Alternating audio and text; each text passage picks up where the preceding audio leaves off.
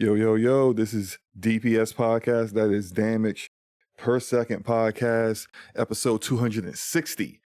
And we are back on a fine Thursday night feeling all right.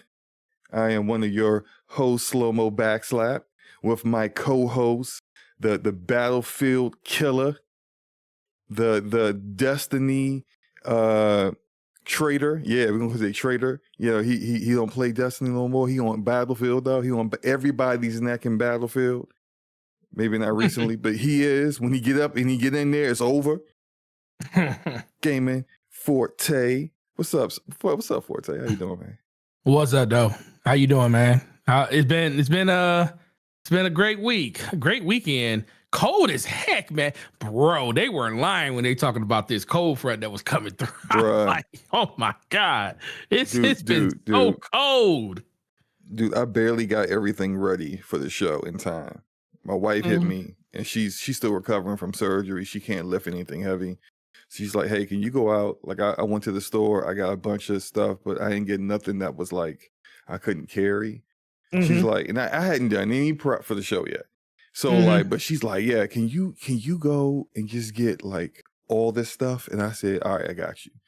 And so I went out and and it's not like I was outside like for long, but just, I forgot my gloves. I was like, ain't no big deal. Like, I'm a man. We don't need gloves. We don't need no gloves. What is this? Okay. Shoot. Kind of wished I had my gloves. Yo, when I got done, I had like 5 jugs of water, 2 of the canister, the Deer Park water, and I got a whole bunch of other stuff that was a little too heavy that she couldn't pick up yet. And I'm taking it from the cart to the car. The grocery store right down the street. I just drove from 5 minutes back home. I'm taking the stuff out. Then I'm taking putting the trash cans on the curb for the trash trucks in the morning. And I'm like, when I finally sat down to do the thumbnail and get the topics list just right and all that stuff, fingers was burning. I'm like, yo, how is it this cold? How was it this cold outside? I was like, my fingers was burning up. I was like, all right, I get it. I get it. It's a little, it is what it is out here. It's a little cold. The ice finally melted a little bit during the day, fell off the roof, all the ice falling off my roof, off my solar panels. Tomorrow I gotta shovel all that stuff off of my front step and the walkway that goes to the driveway and everything. I'm just like, I'm sick of this. I'm sick of snow. I'm sick of ice. I need it to go. I need all of it to go. Need it all to go. Preferably in the next week. Please melt. But it gotta get above freezing for longer than like 3 hours. But you know how it is. I wanted to say something to you about controllers, because we were talking about controllers last week, and you were saying how that GameStop Metal Gear controller was more responsive than your Xbox Elite 2.0, which is an outdated piece of garbage. As we all know. I think you should consider. Getting that Fly Digi controller I was talking about last week. And the reason why I say that is because I've been playing more with it this week, and I've been noticing like comfort is a thing that's personal to everyone when they use a controller. Some people like the size of the controller really matters, pause. And some people like a smaller controller. Some people like thumbsticks that are the PlayStation style, symmetrical thumbsticks. Some people like asymmetrical, that's all preference stuff. But like, as I was playing with the Fly Digi Vader 5 Pro, that is, I just started to feel like, yo, this feels a lot like the Xbox Elite controller in its dimensions, the ergonomics of it. It feels a lot like that, but it just isn't just that. It's also the back paddles, because it comes with 2 back paddles. It has 2 back buttons already permanently installed in it. And it's got these 2 back paddles that you can just plug in the same way you would with the Elite controller. They're magnetic. And the placement of them is exactly how they are on the Elite controller. So if you're someone who's using an Elite 2.0 and it is failing you because it's an outdated piece of garbage, like we all know, don't, like, I would say consider getting the Fly Digi, because that Fly Digi Vader Fry Pro is just like, it's essentially an Elite controller with better better thumbsticks, because they're Hall effect thumbsticks, better you may have to do some calibration on them, but like they're still more accurate than and better thumbsticks than the Elite controller. The buttons don't fail on you like the Elite controller buttons will. It won't fall apart like a Lego like the Elite controller will after a couple years or less than a year.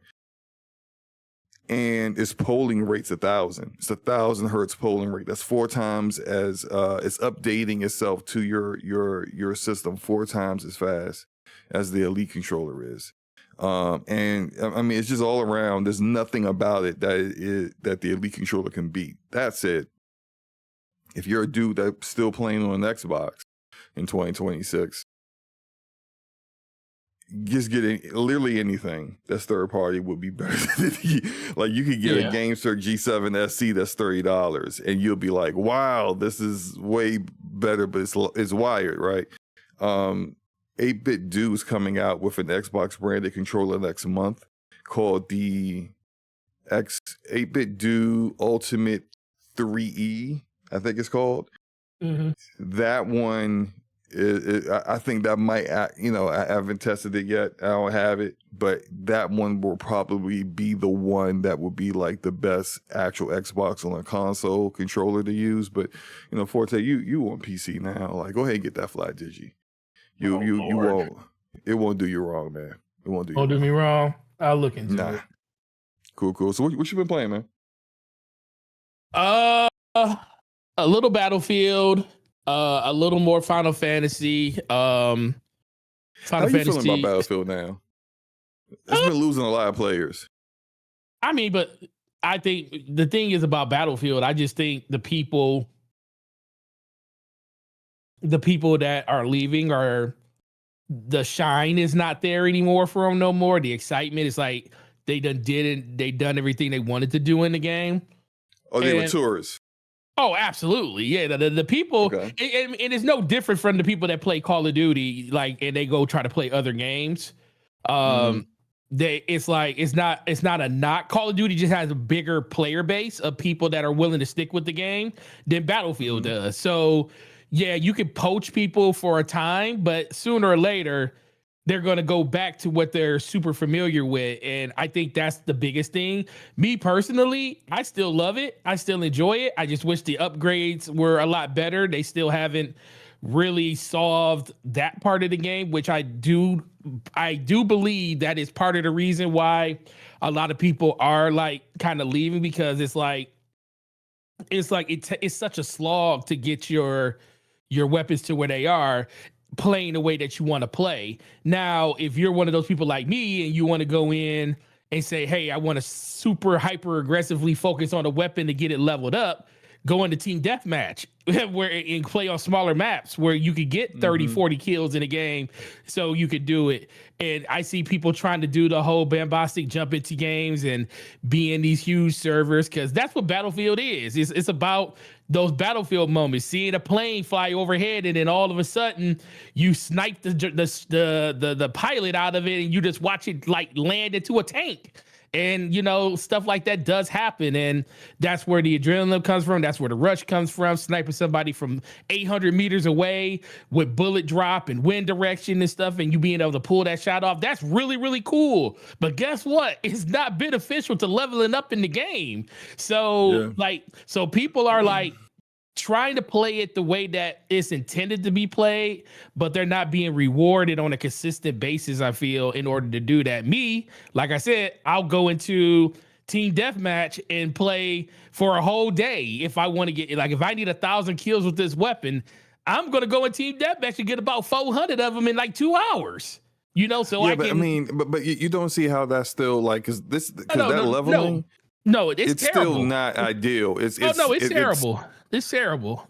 I don't They need disagree with to. people. They need to do I'm something surprised about they that. haven't corrected that already, because that's been the chief complaint I've seen from Mhm. Battlefield players on Battlefield 6, and they still Yeah. haven't fixed it, which is wild. Like I know, like, so for example, like in Black Ops 7 Season 2 dropped today. I haven't played it yet. I haven't had time.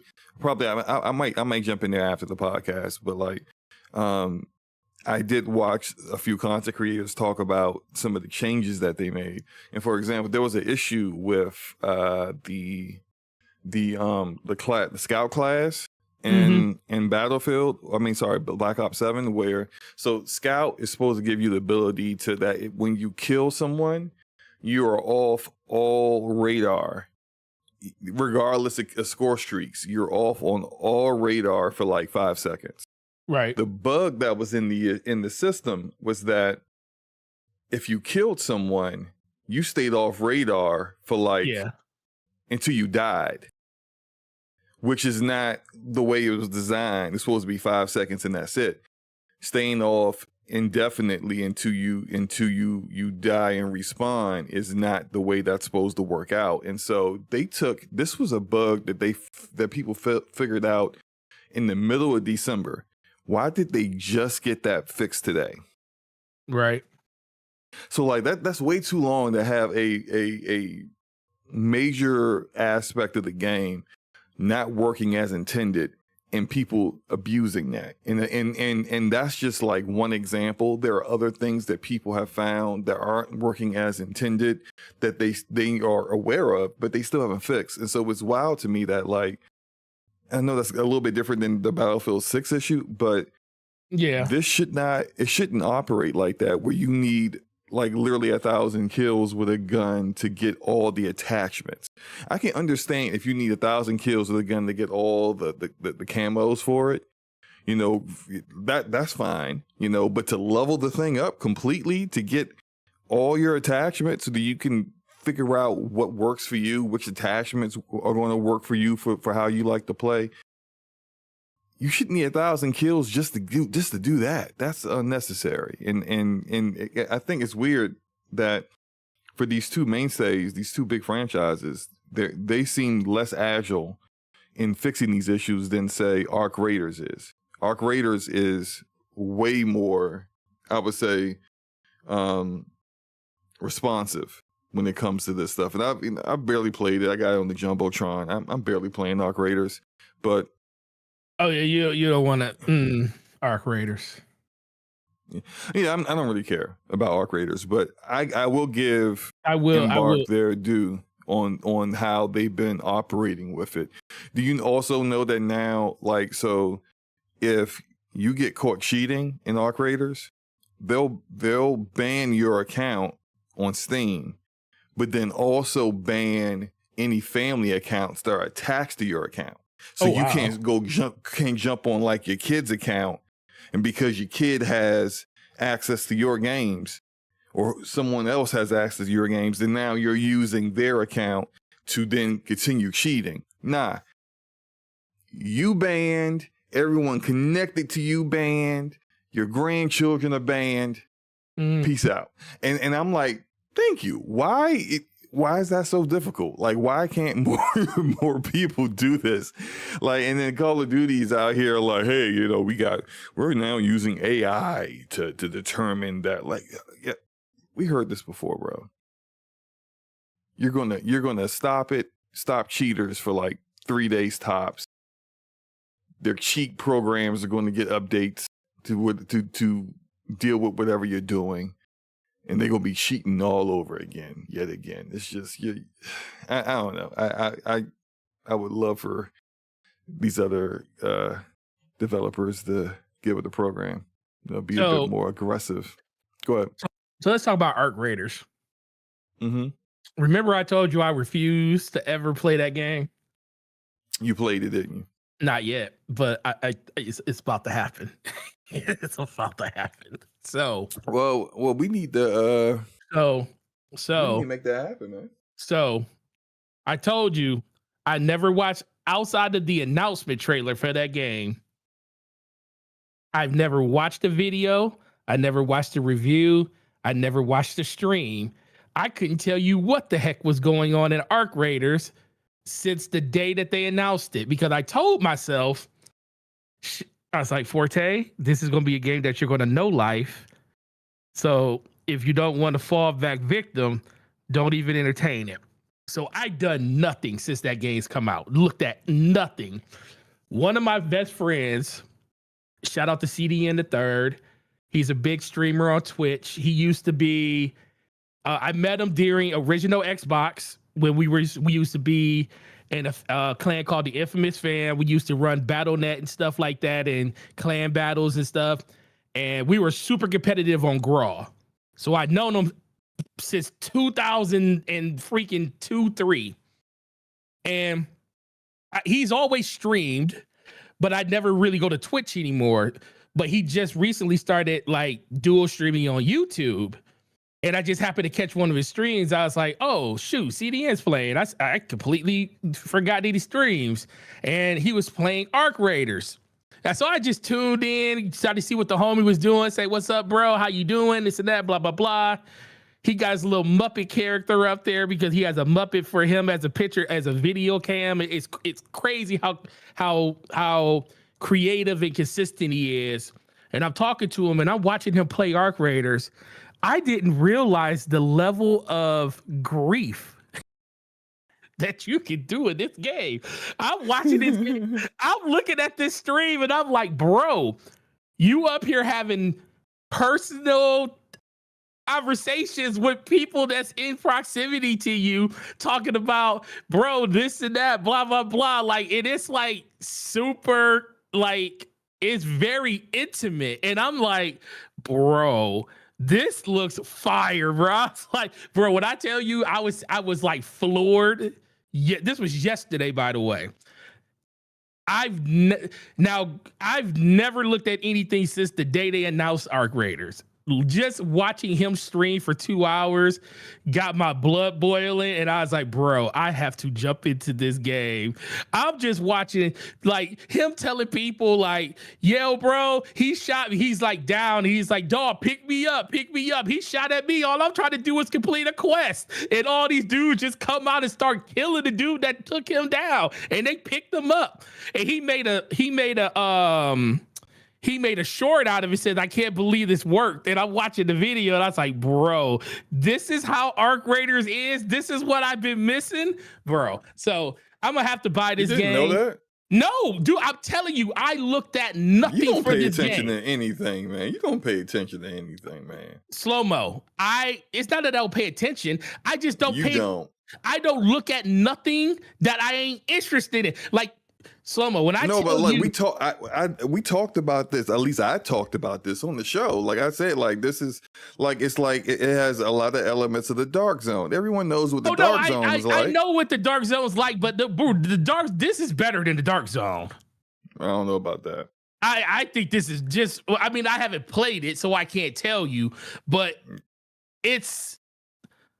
I don't know. The interaction part of it is very. It's like King PvP, bro. Like I miss talking crap to people, and this game. I think PvP needs a little bit more elements than being able to talk trash to people. Like it's. I think it's not bad PvP, but it's not. But it's not how I had it back in the day. It's a good, well, yeah, it's definitely not like it was back in the day, you know, but it's a good start. And I was sitting there like, bro, this actually looks pretty fun.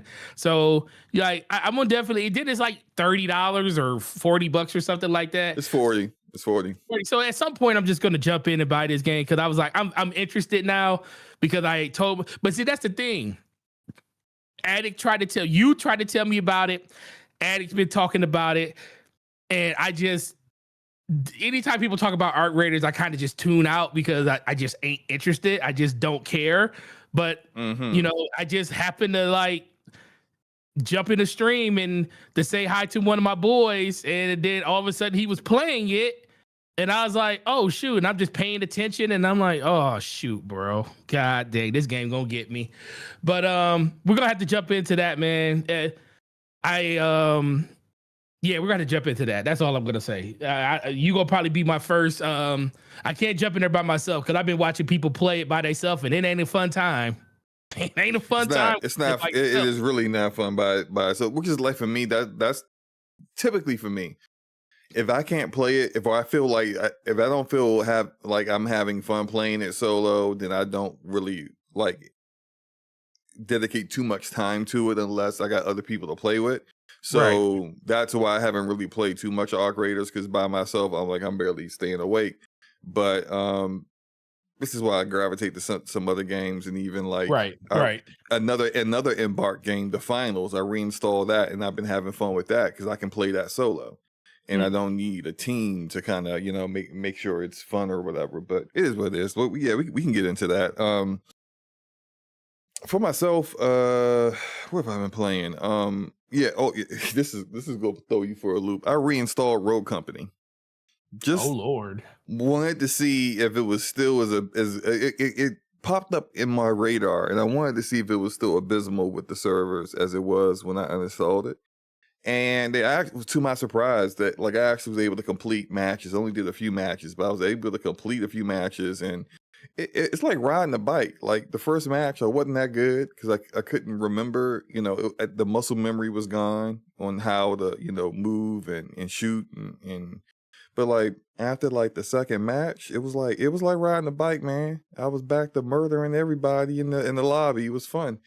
I can't see myself really playing it like too much because it's just so depressing that like the game has not had an update since maybe early 2024.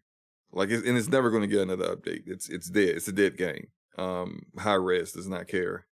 Right. And it's another game that's abandoned by Hi-Rez. But I played it and I still have it installed for now. I'm not saying I'm gonna like play a lot more of it, but it's just there, I also I've been playing a lot of COD. I did the weekly challenge stuff.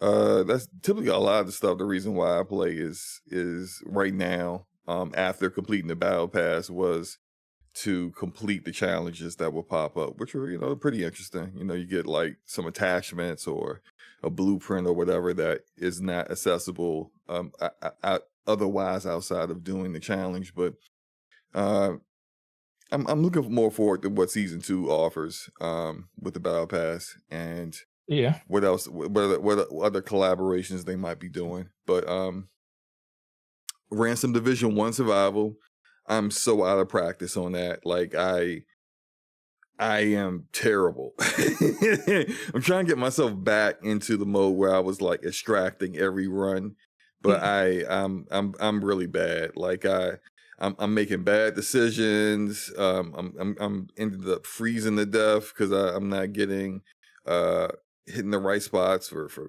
clothes like I used to, and I'm getting in the dark zone. And I went into the dark zone after getting my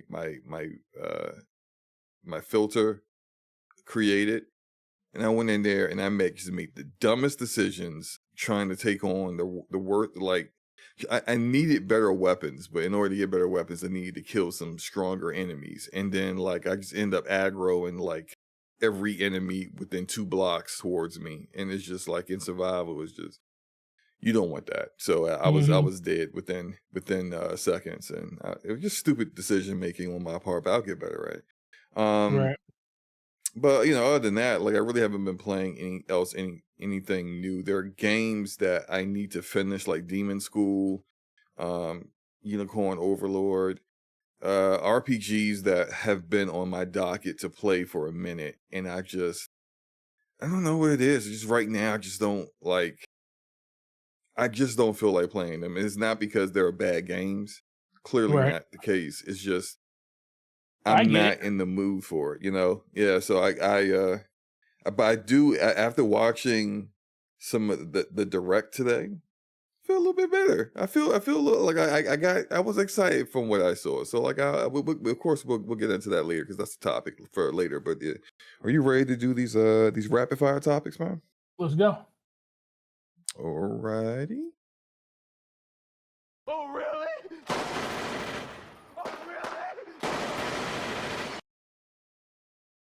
So PlayStation released their Q3 fiscal year 2025 financial results. We're not going to dwell on this because, like last week, I can't stand talking about this stuff, but I will acknowledge that people care about it, and maybe, it's just not what I care about. Like, I can't act like what I care about is the only thing that matters, like, clearly, but we will discuss it, briefly for a little bit. PlayStation 5 sold 8 million units in the Q3 quarter, but hardware revenue was down 15%. Gaming operating profit, though, is up 27%, which is good. That's good. Ghost of Yotei also launched with 3.3 million units sold, and it's outpaced Ghost of Tsushima, the previous game in the series. So that's actually pretty excellent. Great job for Sucker Punch. Digital software growth was just 6%, which, it's not bad, but it's up. Total monthly active users is up to 132 million. It's pretty good. But also the PlayStation 5 lifetime sales is 92 million right now, which I would say by the end of this year they'll definitely have passed 100 million, in my opinion. Especially with the spec is coming out later this year with more popular first party offerings, with GTA 6, with EA Sports abandoning last generation consoles, them marketing. They're literally something, I don't know if you heard about this, Forte. If you're still playing actively on your PSN account, but you're on a PS4, they've been sending these people emails basically trying to coerce them into upgrading into a PS5, which is pretty funny. But despite all that, overall revenue was down 4%, likely due to the fact that hardware sales have been down, so much. And a lot of that also has to do with the fact that PlayStation 5s are more expensive now than they were when they first came out 6 years ago. Really wasn't the case over the holiday, though.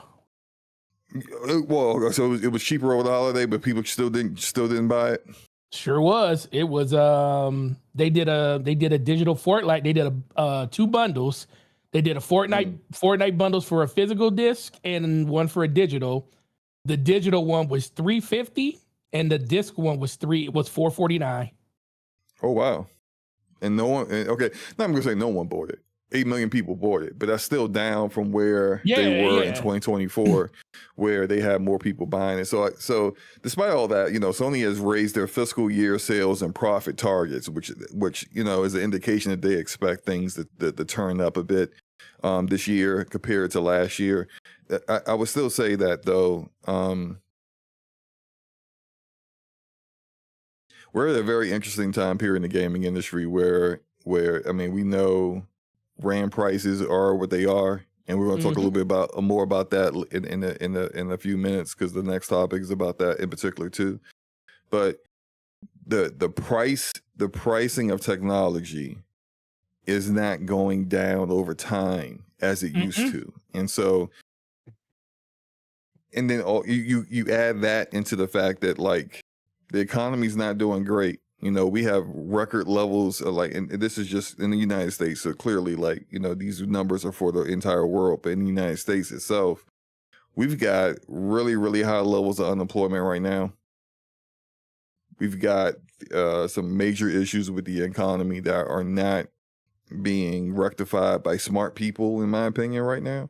So even with, like, as you mentioned, that they, during the holiday, during the third quarter, they put these systems on sale to get more in line with pricing, that people were more interested in making that jump at that time than the really high pricing that they had made it. But it doesn't matter what the price is if somebody ain't got a job and they gotta like pay for groceries, which are super expensive, or pay for, like, the maintenance on their car, which is not going to be cheap. Like, there's more important things than entertainment. And if people don't have the disposable income to spend, you're going to get these situations where people aren't going to spend that money. Now, their profit margins were good, but I still feel like that Sony is in a bit of trouble. Now, this year might be great, right? As far as GTA 6, when it comes out, well, everyone is going to want to get it. Well, while you're saying that, that's the question, because I think that's the question to the answer, why they're raising their number on systems sold for this year. Is not. I don't think it has nothing. It has nothing to do with their own first party offering. This is all because if Grand Theft Auto drops this year, which some people say it isn't, a lot of people says it isn't, but I think it is. I think it is because they said they're starting the marketing. They're marketing this summer or this spring or something. So yeah, they're only raising that because they know the impending change is coming. Because the one thing that shocked me the most, I'm not even gonna say shocked. The one thing about the financials that I looked and double take that 92 million sold consoles, great. But in 132 million active users. Now, a lot of those are probably double accounts on one PlayStation. That's definitely a thing. But even if you cut that number in half, that's still 20 million people that's on PlayStation 4. And it makes me really believe that it's probably more than that, because they're doing a viral campaign on PlayStation 4 to let people know that these games are coming and they're only coming to PS5, so that kind of lets me know that there is a substantial amount of people that's still on last gen, because guess what, SloMo? A lot of the games, 90% of them, you still don't have to own a PS5 to play them, especially the games that people are still playing, like, Fortnite and Apex and stuff like that. Even Destiny, all those games are still cross-platform. So, once we already saw like a really, really huge shift. Even Call of Duty at this point is still cross-gen. Like even Xbox hasn't even done it yet. So which this year is supposed to be the year they do it. Yeah, they finally detach themselves from last gen, which is the same thing that's supposed to be happening with EA. More than likely, Take-Two follow suit with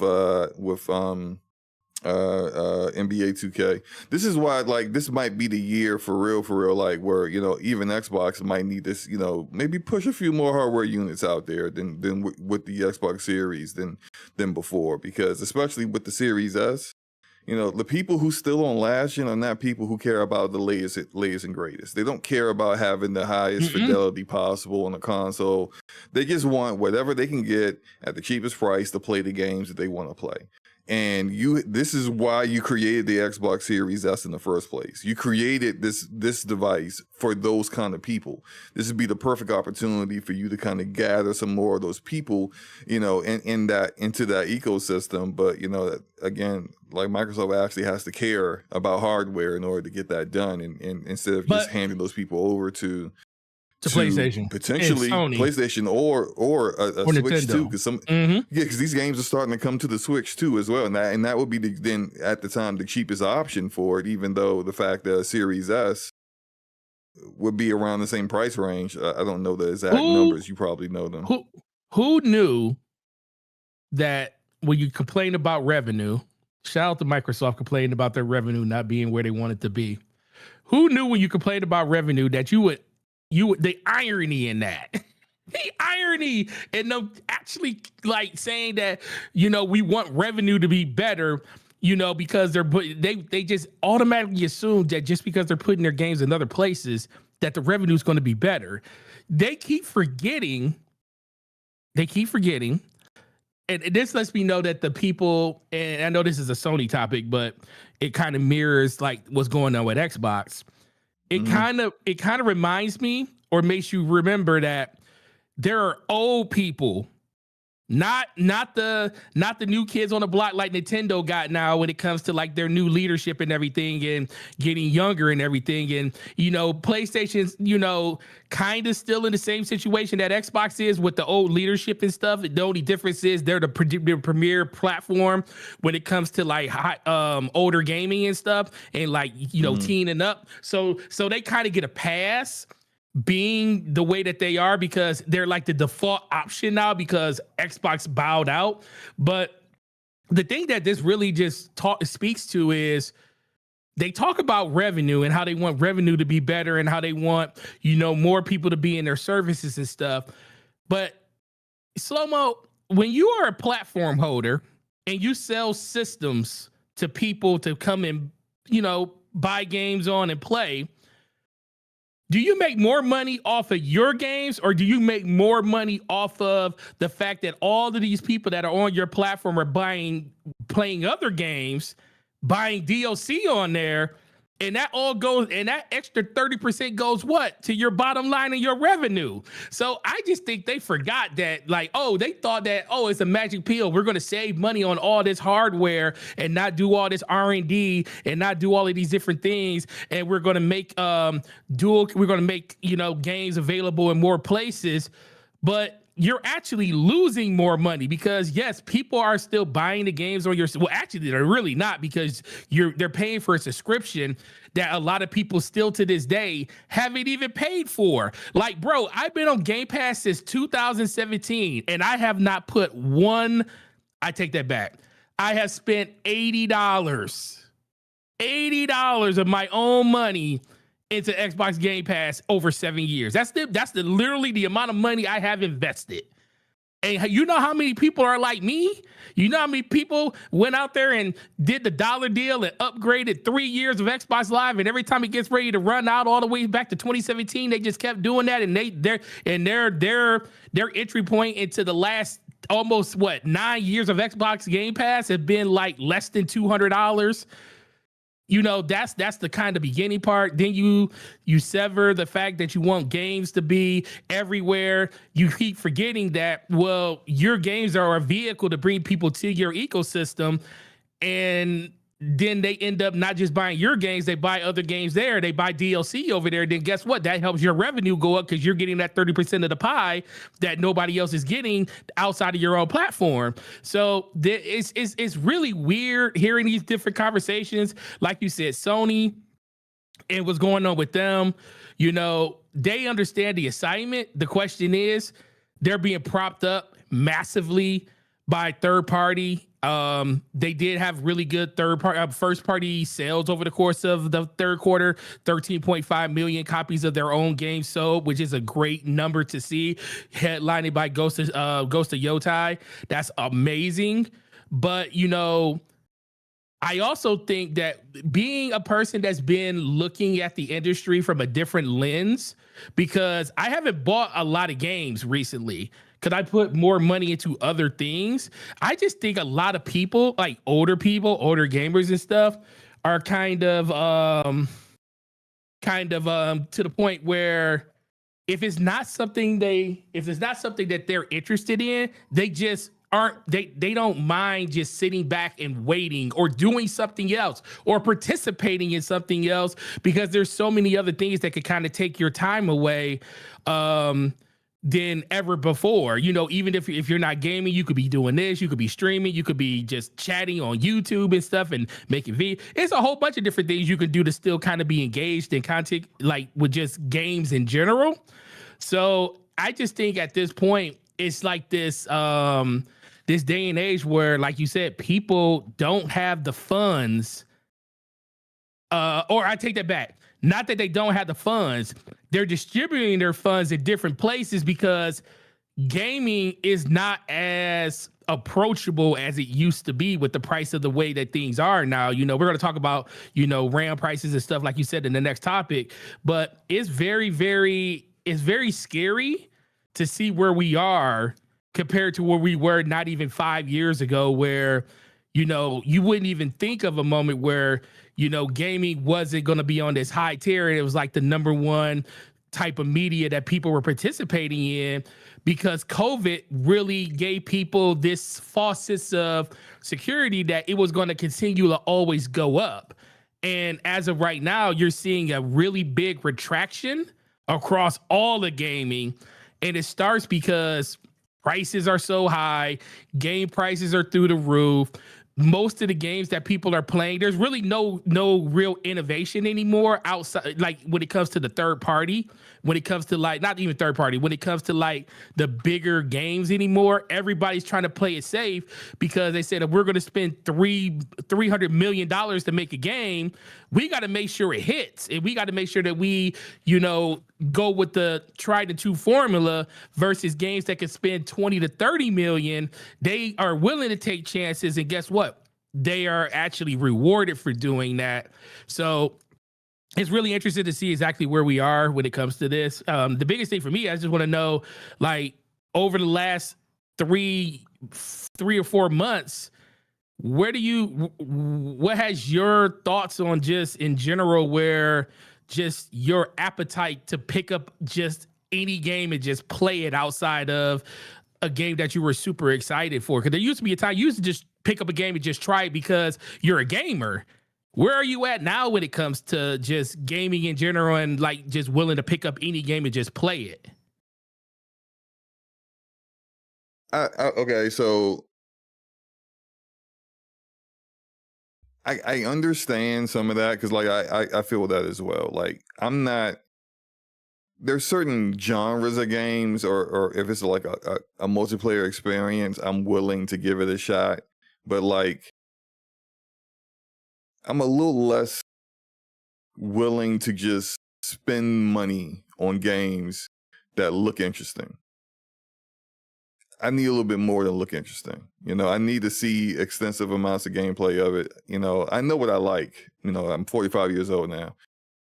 I've been gaming for my entire life. So I know what I'm interested in, and it doesn't necessarily mean that things I'm not interested in aren't quality, but I know what I'm interested in, and I know what I'm willing to play. But even then, like I mentioned about some RPGs that I've bought that I haven't played or I haven't finished, like everything comes and goes in cycles sometimes. And so as like right now, I'm just not super interested in a lot of stuff right now. But I do think that I am in the minority with that. I think the trends is just that what's really driving the industry right now is not you and I.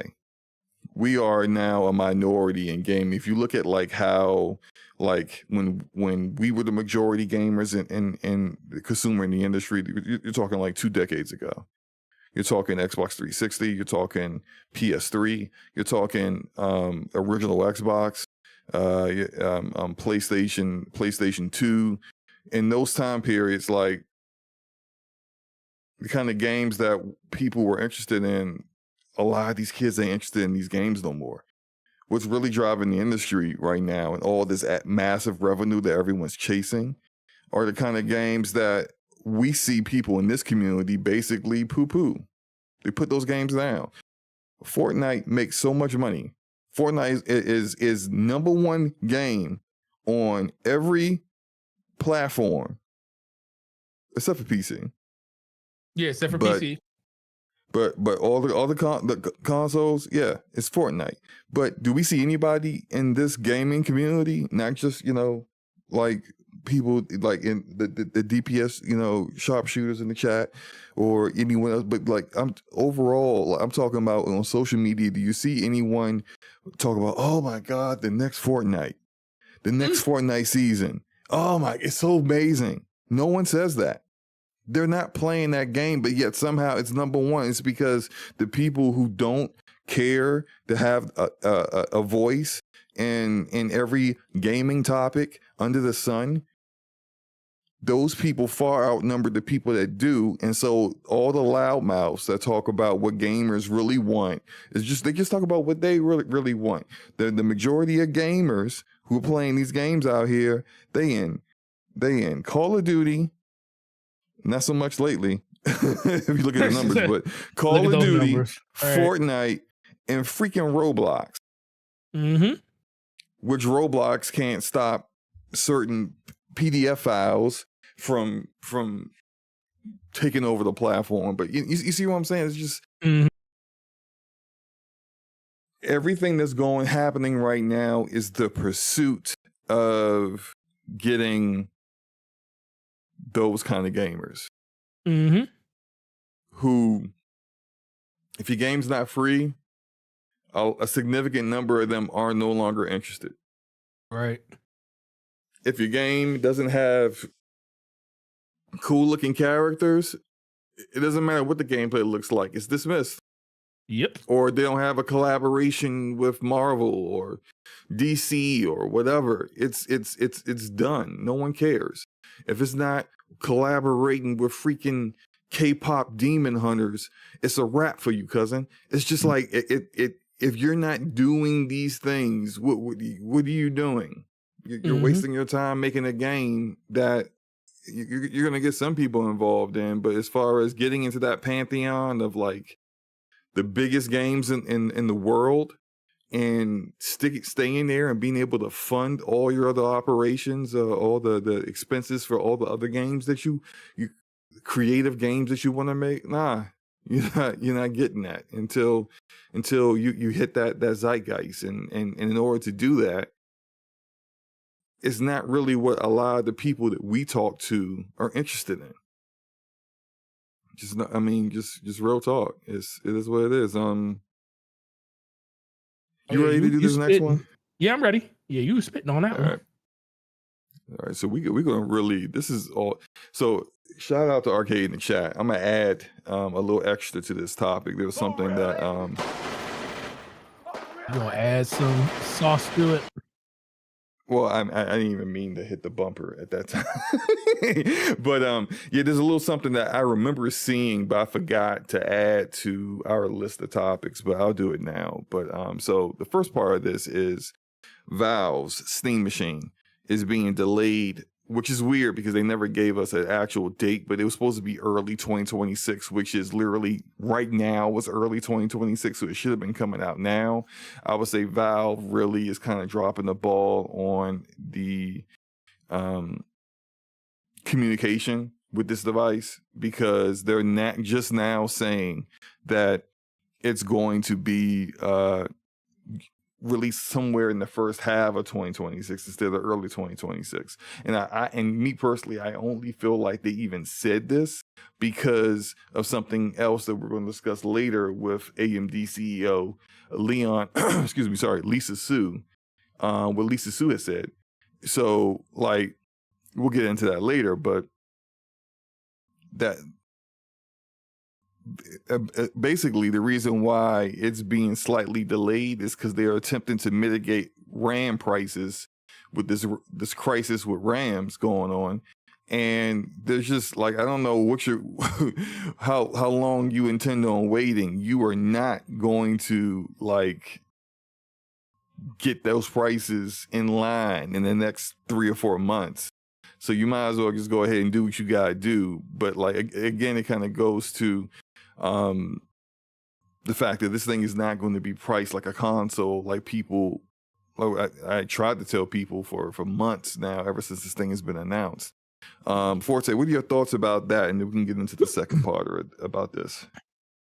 I mean, you talk about just like the RAM prices? Yeah. And also, is Valve dropping the ball with communication? Because they've been dropping the ball with communication, bro. It's like this is the thing with Valve. They have a superiority complex, and they feel like they definitely have that. I'm glad you said that. And granted, let's be for real, they have the biggest marketplace, and gamers on Steam let them have that arrogance because they won't shop anywhere else. Like It's not just the fact. It's not like it's like a self-fulfilling prophecy.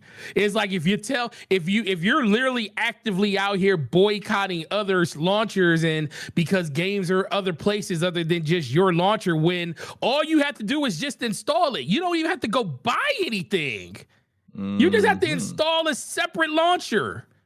And play on a different launcher. But when you go out and make Forte, hold on, real quick.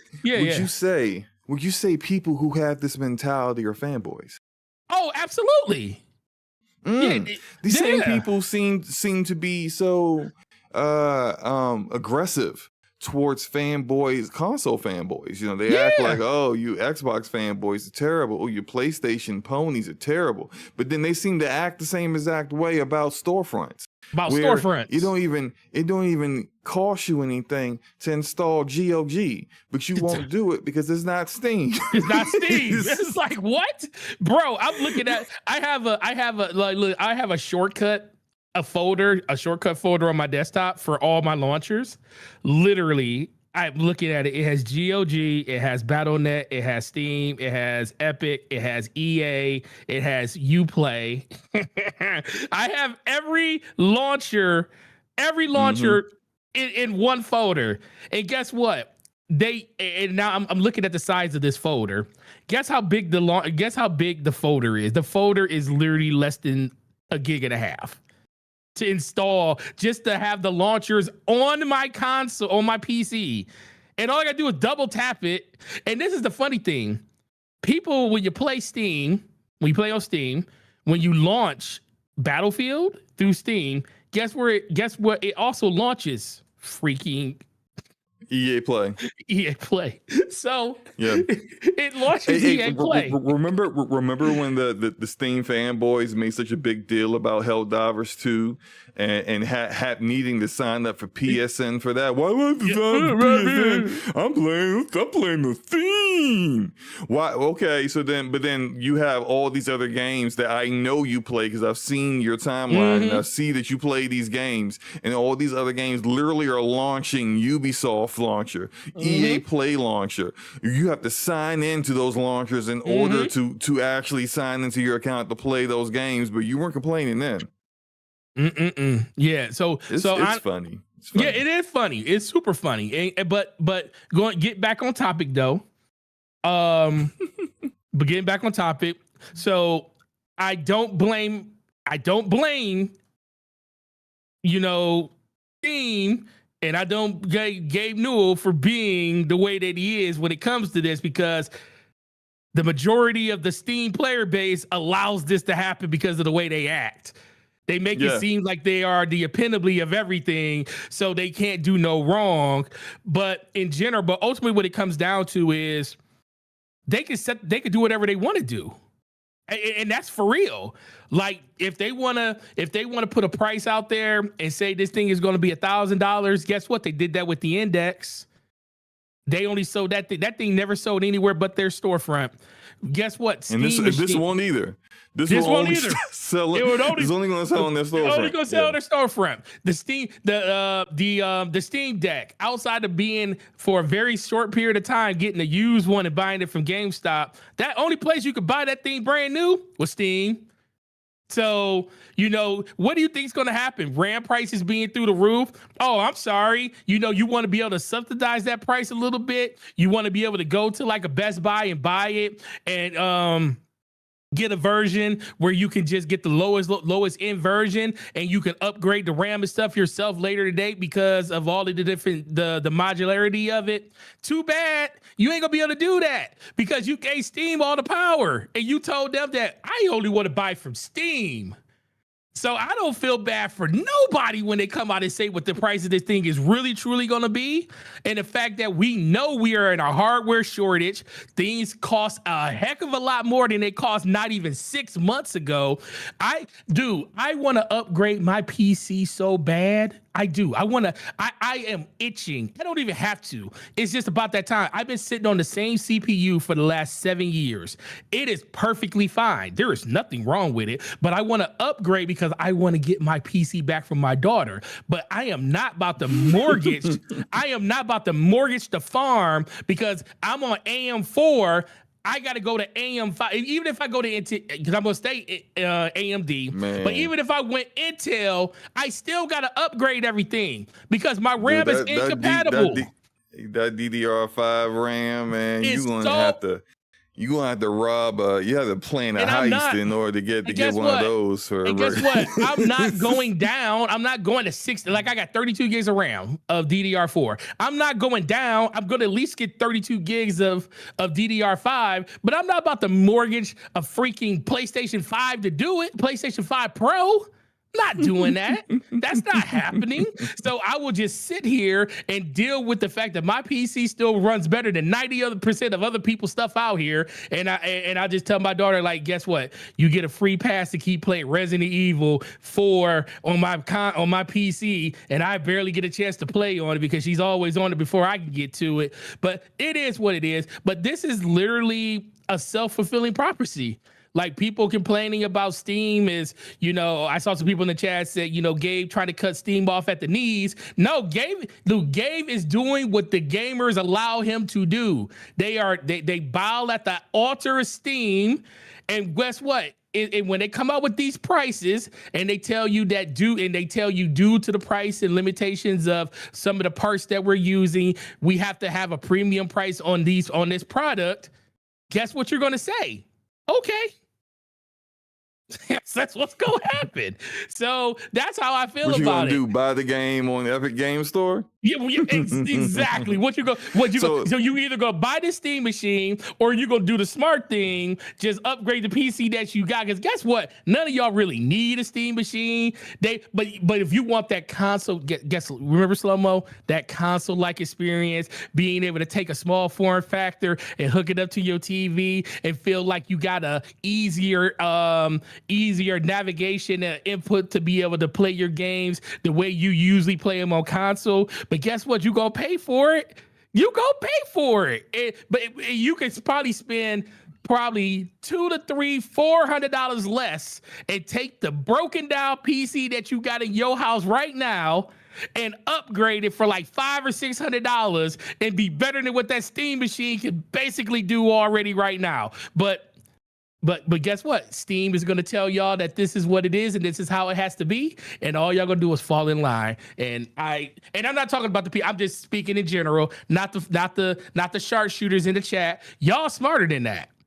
But there's a lot of people out here that ain't SloMo, and they about to take advantage of a lot of people, and then they're gonna cry when they find out that it's getting. And then they're gonna cry when it's delayed. You gonna talk about that with it being delayed? So, funny you talk about people being upset because there's a lot of people upset right now in the UK with Valve, and there's a class action lawsuit that's going on that's been filed over the past week. This class action lawsuit is claiming that Valve has abused its dominant position in the PC gaming market.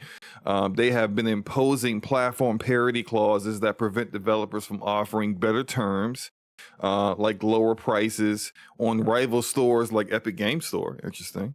Forcing in-game purchases, DLC through Steam with its 30% cut even after buying the base game elsewhere.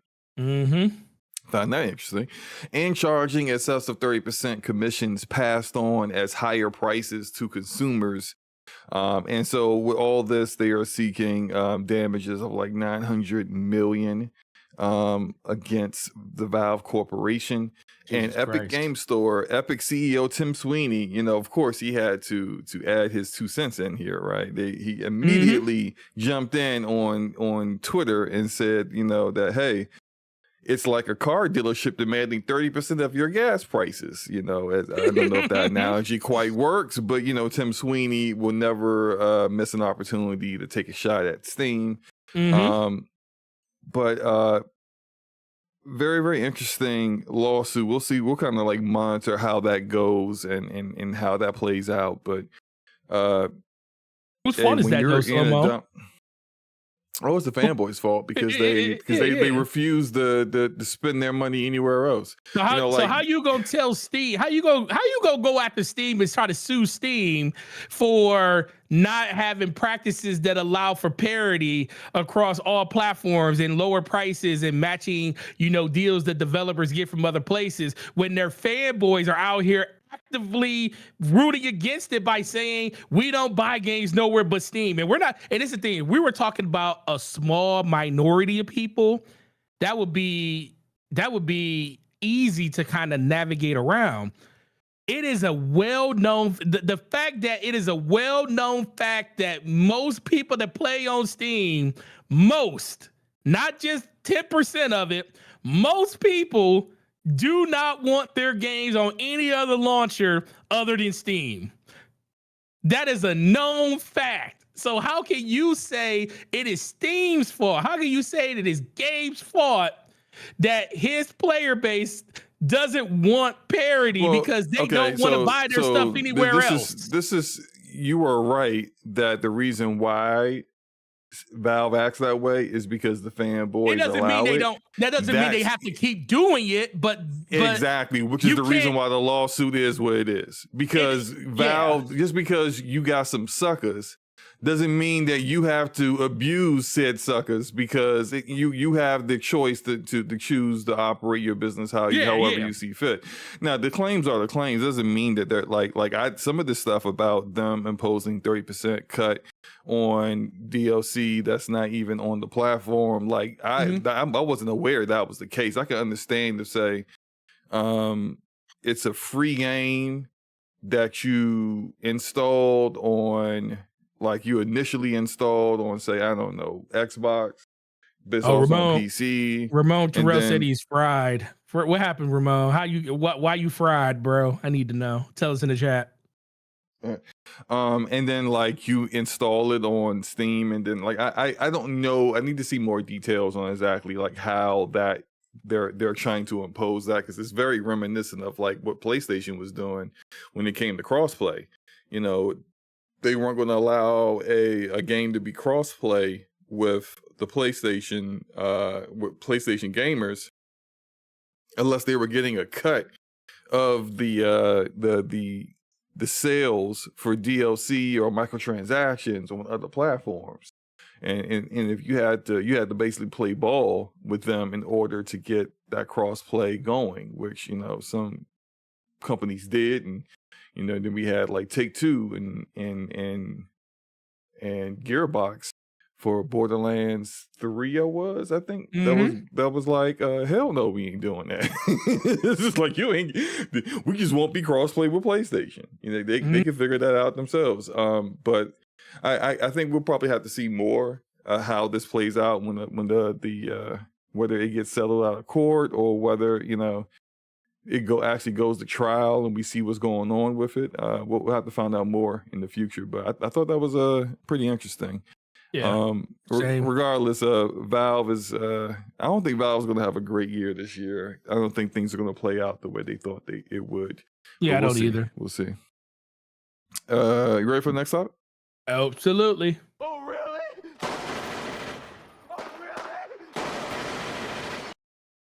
Blizzard has dropped the 2 on Overwatch 2.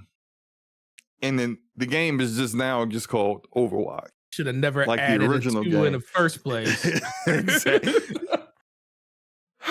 And also, it will be launching on the Switch 2 this spring, which I'm sure will be, a good boost to its concurrent player numbers. But wow. So if you recall, when they came out with Overwatch 2, it literally was the exact same game.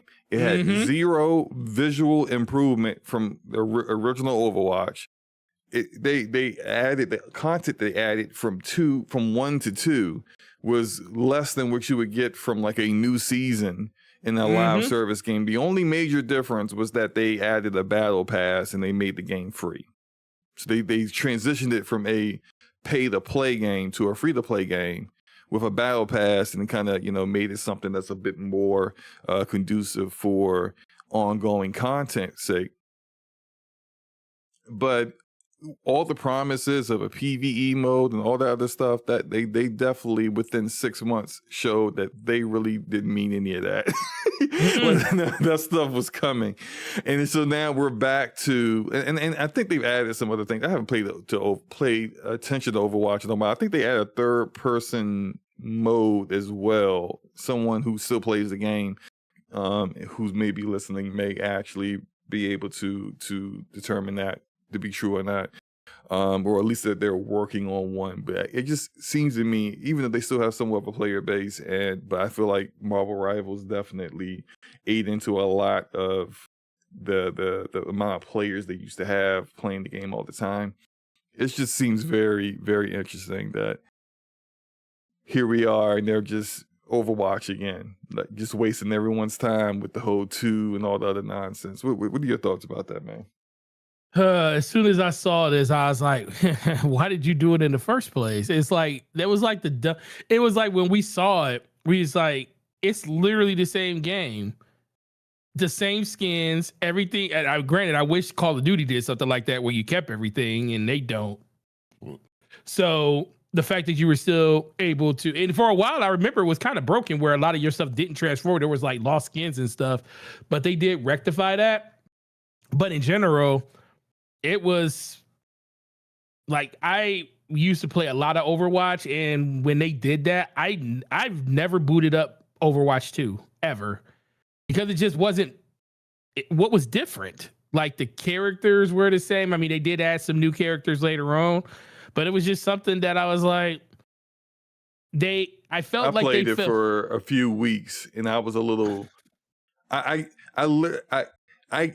knew immediately that this was just like somewhat of a scam, because I used to play Overwatch a lot when it first came out, and then I stopped for years. But I reinstalled Overwatch 1 to kind of get more familiar with playing it again before Overwatch 2 came out. And when I'm playing on PC and I see the difference between the two, and I'm like, oh, it's the same. It's the same. I looked at the settings. It's the same settings. Same settings. It's the same game. And you knew that's what they were doing. And they knew that's what they were doing. That's why they shut down Overwatch 1. Because they didn't want you to be able to compare both versions that show that it's the same it's the same game. They just basically just redirected everyone to Overwatch 2 and then allow you to go back to the first one, which annoyed me because I had content that I had unlocked in Overwatch 1 that was inaccessible, because that was not accessible in Overwatch 2 because they had put some of it into the battle pass. So you telling me I gotta pay money now to buy your battle pass to have something I already had access to 2 days ago? I was like, nah, fam. So I played it for a few weeks, but I got up out of there. I Blizzard, yeah, they done lost their mind, bro. They really done lost their mind. Blizzard was another one of those. See that, and that's the thing is Blizzard. Valve, pay attention to Blizzard, because Blizzard used to be the same as Valve. They used to be very, very, very uppity, and felt like that they crap didn't stink, and gamers let them know, like, like the fact that they had to bend the knee to put Call of Duty on Steam because Battle.net wasn't having big enough player base to house for the amount of people that wanted to play the game, and that might have been a Microsoft decision because it happened after Microsoft purchased it. But still, the fact that for the longest it was only on Battle.net, they had to move it to Steam because guess what? People just didn't want to play on Battle.net. But then you got, StarCraft hasn't done anything. World of Warcraft has its ups and it peaks every once in a while. They got a new DLC that's getting ready to come out where I think a lot of people are going to be super interested. That comes out, I believe, at the end of this month. So they have some games and stuff, but it's the pedigree, the shine, the immortalness that they used to have is just not there anymore. And people used to swear by pretty much every game that they would put out. And I haven't heard anything from Well, their them seller really quality is no longer what it used to be. It used to be nowhere that Valve near. will almost have a complete game and then look at it and say, you know what? It don't really meet our own internal Yep, canceled. feeling of cancel the game. Like, and that's something that people used to. I mean, that's a waste of money. But people used to be like, wow, you really care about making sure that a game meets your own expectations. Yep. And they definitely don't care about that no more. Like, that is not. Oh no. The people who were there, who were running Blizzard at the time, outside of the Cosby Room, cared about the quality of their game. So like the people who are there now, who may not have the Cosby Room, but they ain't that much better from what we saw with some of the information that came out. Also seem to care about the level of quality of their titles. But it's whatever. You ready to hit this next one? Because we got some smoke for Tim Sweeney as well. Yeah, let's do it. Oh, really?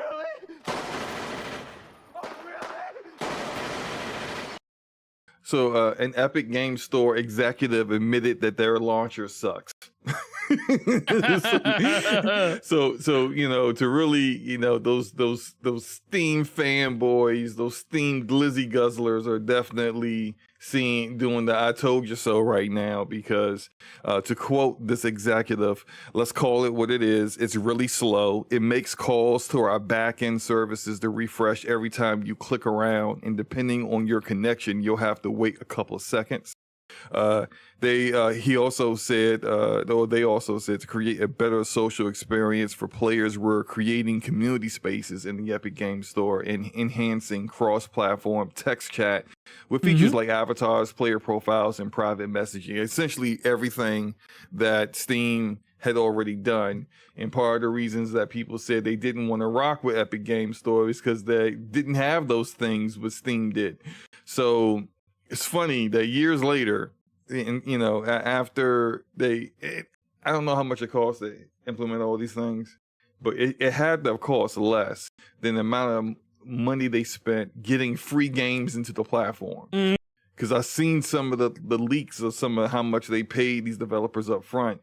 And, it was never like a set price. It was all negotiated per game. And they got over on a few of these developers whose games end up doing really, really well, as far as players downloading and playing the game, well more than what they thought they were going to get when they negotiated their price.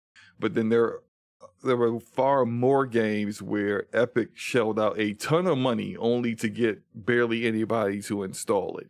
And yeah, sure, there's a ton of fanboys who just won't even give Epic a chance. Like, there's some people that still think that they don't have a shopping cart. They used to not have a shopping cart in the Epic Games Store where you had to buy each game individually, which is stupid. But they rectified that years ago. But if you're not actually installed with the launcher and you don't know what's going on, as usual, when people dismiss things, they don't have any understanding or knowledge of when things have been approved. But despite all that, here we are with Epic talking about doing things that people said they wanted them to do years ago. Forte, what are your thoughts about that? Well, as much as I gave Epic Steam and Gabe Newell the smoke on the earlier part of this topic, the same thing applies to the fact that the blueprint was there. Like, when you created Epic, it wasn't like you didn't have a cash cow already available to you to fund whatever initiative you wanted to do for that platform. The fact that it was so bare bones when it came out, when you got a cash cow like Fortnite on it, and it wasn't like Fortnite was just a run-of-the-mill game like it was when it first came out, where it was called Fortnite Save the World. It was actual Fortnite. We're talking about Ninja and them running around here, and we paying hundreds of millions of dollars to get people to, be a part of our stream teams and stuff like that. So the money was flowing back then, probably a little bit more than it is now. But yeah, like you said, I think the biggest takeaway is it definitely would have cost them less money to implement all of these different features that would take all of the doubt away from people. Like, I am a big component of giving people what they want and giving them a reason that, giving them every reason to say yes to you versus any one reason to say no to you. Like, if you're trying to compete against one of the bigger platforms, how do you do it? You mimic what they're doing. You have a baseline understanding of what another platform is doing, and you twist it to your way of being. If they would have had everything available that Steam had, like to the bone, and then still did like the free games and everything like that, because I guarantee they could have did both, and they did that for a short amount of time, they would have probably built themselves to be a competent launcher earlier than they actually became one, because people still rather played on EA Play and Pro and Ubisoft Play back then, or UP Play. So it was just, in general, it just keeps coming back to decisions that are not thoughtfully made when you're going out to try to build something.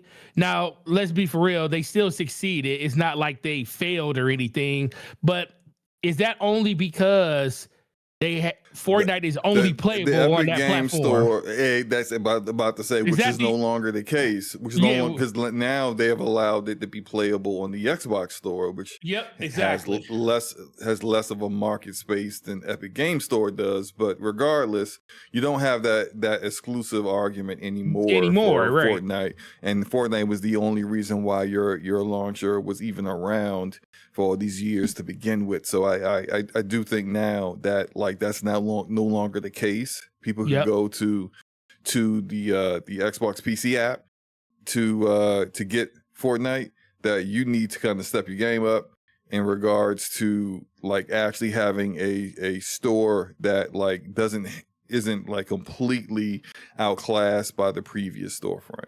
Right. And by the way, all of them are inferior, in my opinion, to GOG. GOG actually gives you DRM free games. You actually own those games. They go out of their way to restore older games that aren't no longer playable on more modern hardware, and it's the prices, the sales are actually pretty daggone good. Better than Steam, I would say. And when you kind of compare the game to game, the only problem is that you don't get a lot of the games that are available on other storefronts on GOG. But I've made it a point this year to check GOG before I check anywhere else on games when I'm going to buy them. So it's just funny how even the Steam fanboys will complain about certain things about like not really owning your games and DRM and games and stuff like that, but then they don't actually buy their games in places where they could actually not have that stuff. It's just funny. You ready for it's the last one? Yeah, let's go. Yeah, we got a couple more. You ready for the next one? Oh, really? All right.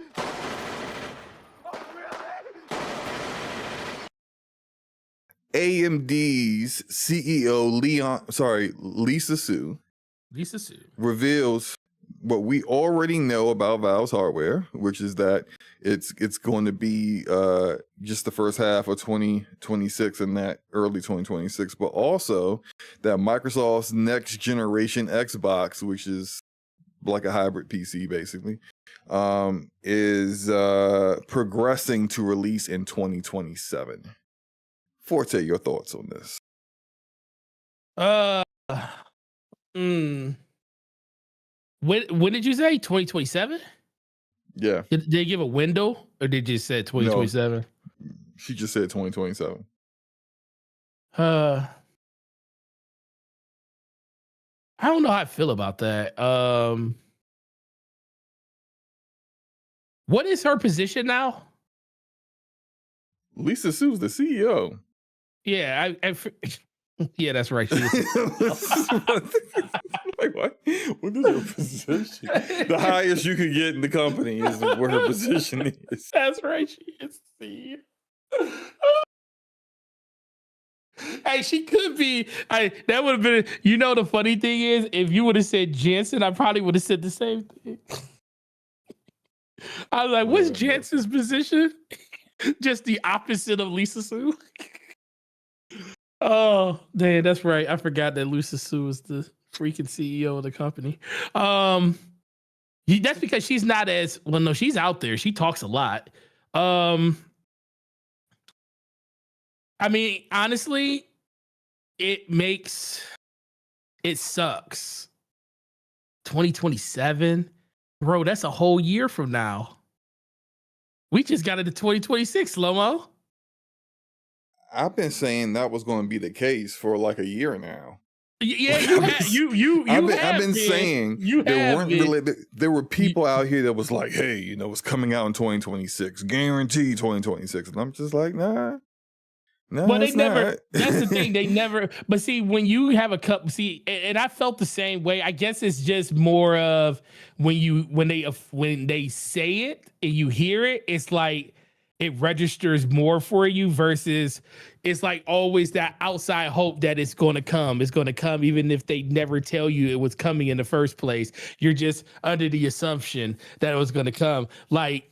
I just think that's kind of what it is. And when you sit there and you think about what time of the year it is right now, bro, we just got into 2026.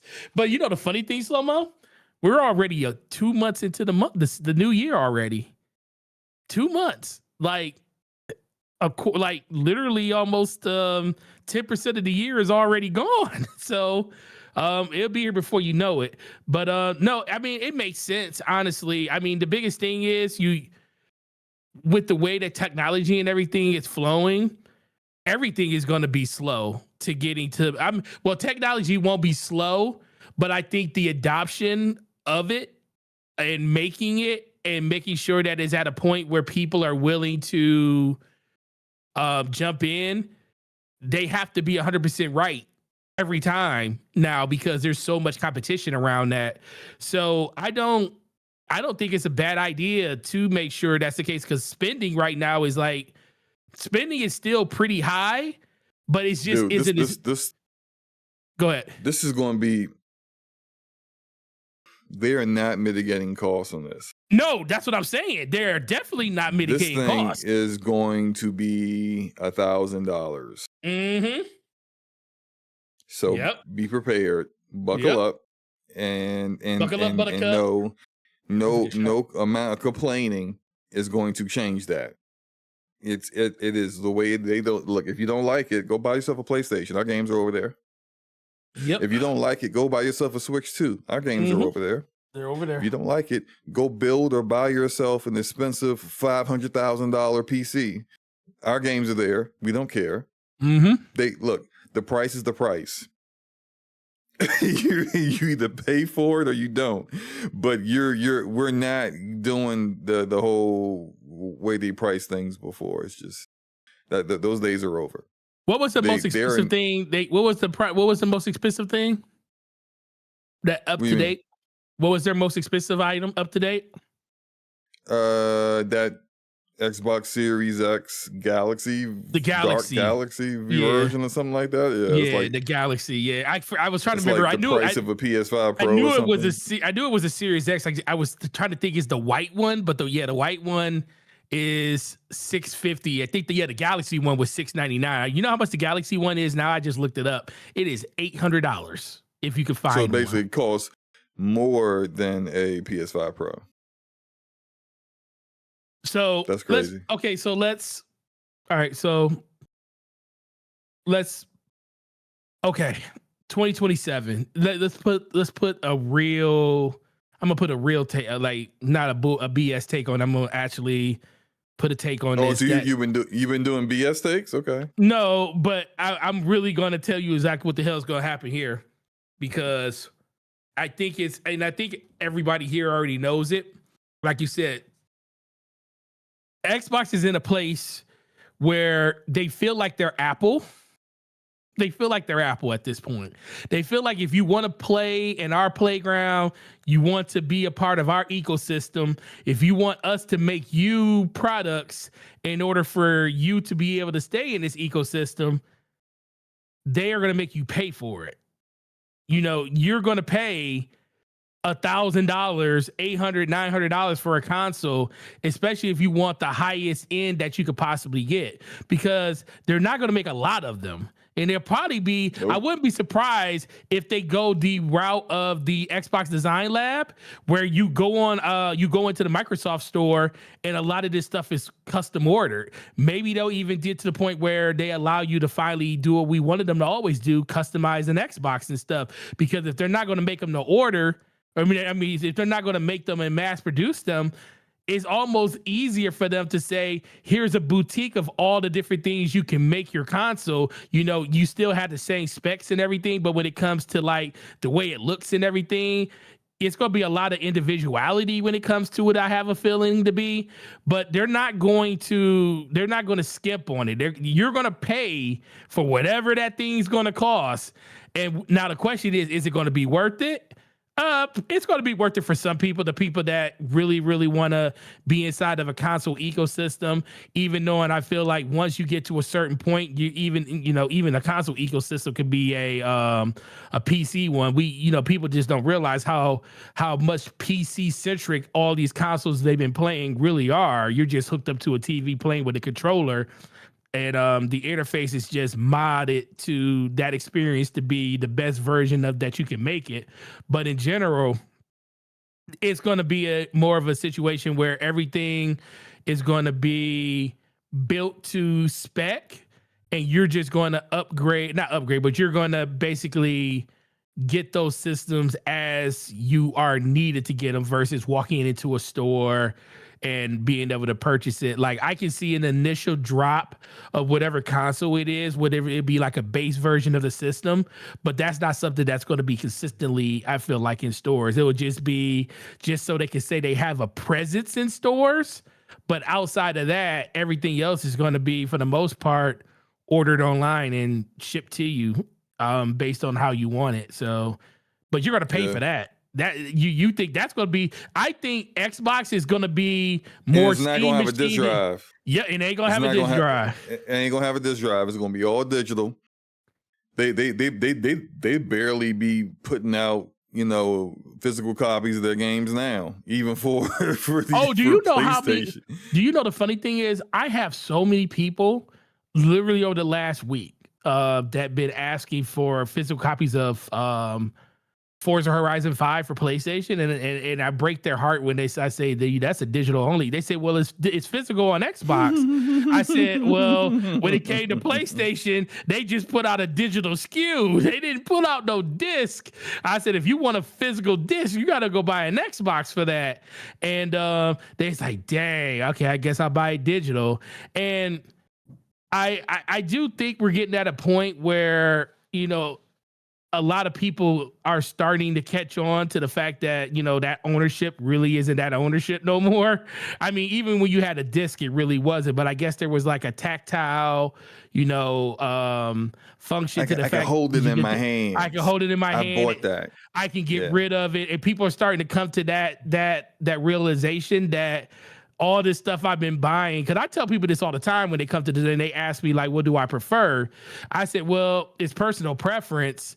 I said, if it's a game that I know I'm never going to get rid of, I'll buy it digitally because I know I'm never going to get rid of it, and I'll always go back and try to play it. But when it comes to like games like sports games and stuff, I'll never buy that stuff digital, because why? I'm just going to pay $60 for a game that's going to sit on my drive, or not even on my drive, sit in my inventory under my library for like forever and never ever boot it up and play it again. Even if I can get freaking $4 or $5 for that game, it's better than it never just sitting on my hard drive doing nothing. So people are starting to come up. Which is wild, come around to that.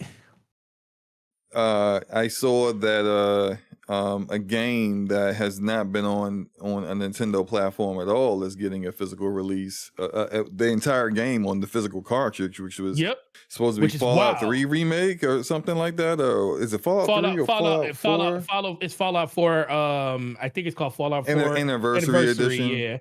Yeah. But this is also an older games that shouldn't, like, as far as assets goes, it shouldn't be a bigger game like some of these other games that come out. But still, it's interesting that, you know, like if the platform is big enough and more important enough, it'll get a physical release if it needs it. Let's hit this last rapid fire. Are you ready for that? Yeah, let's go. Oh, really?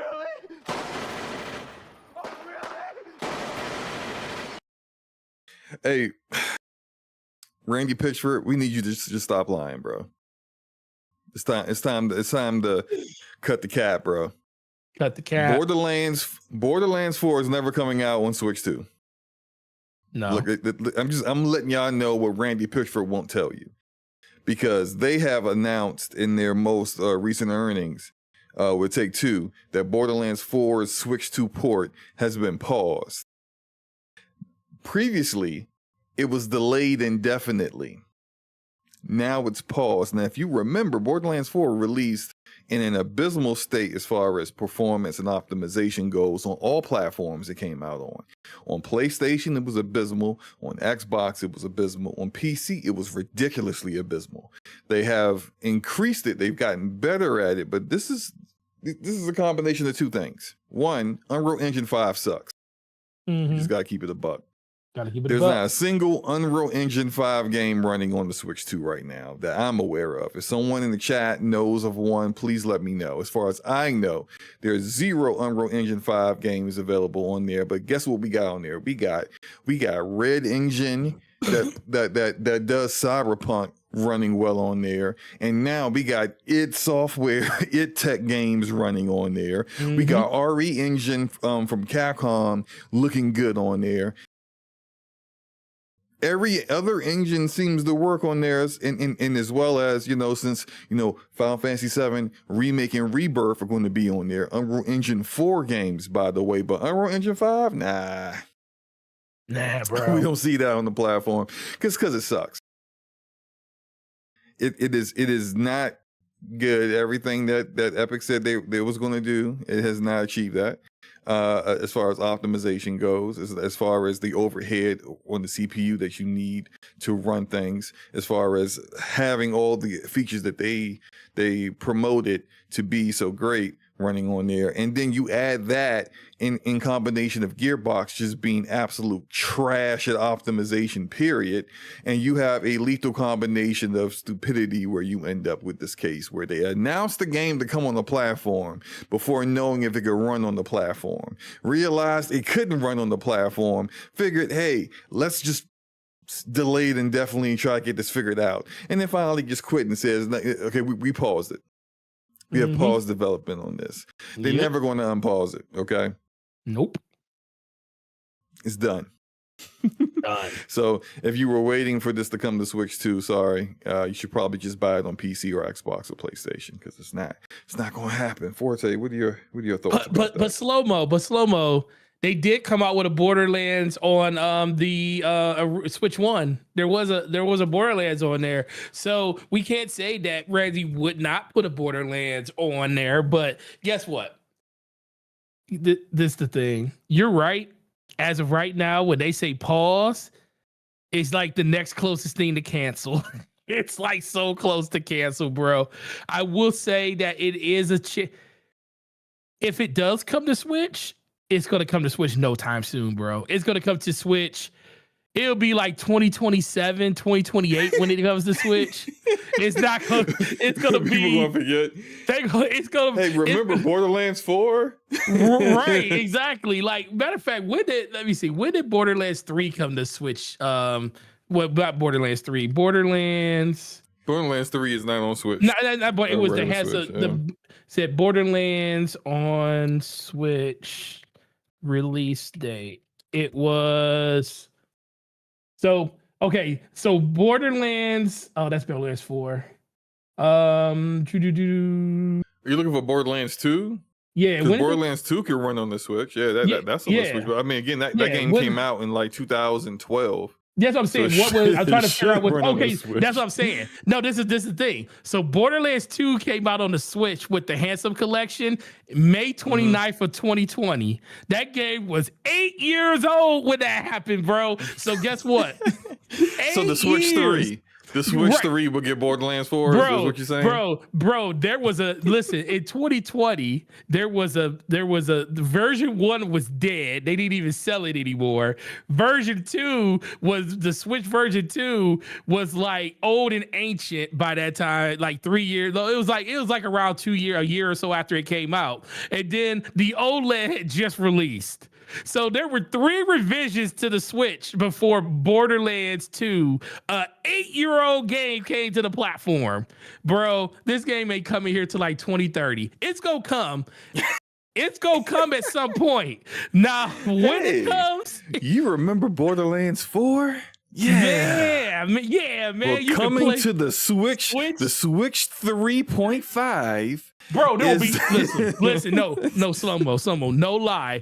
I'm telling you right now, this game will come when there is an OLED version of the Switch 2.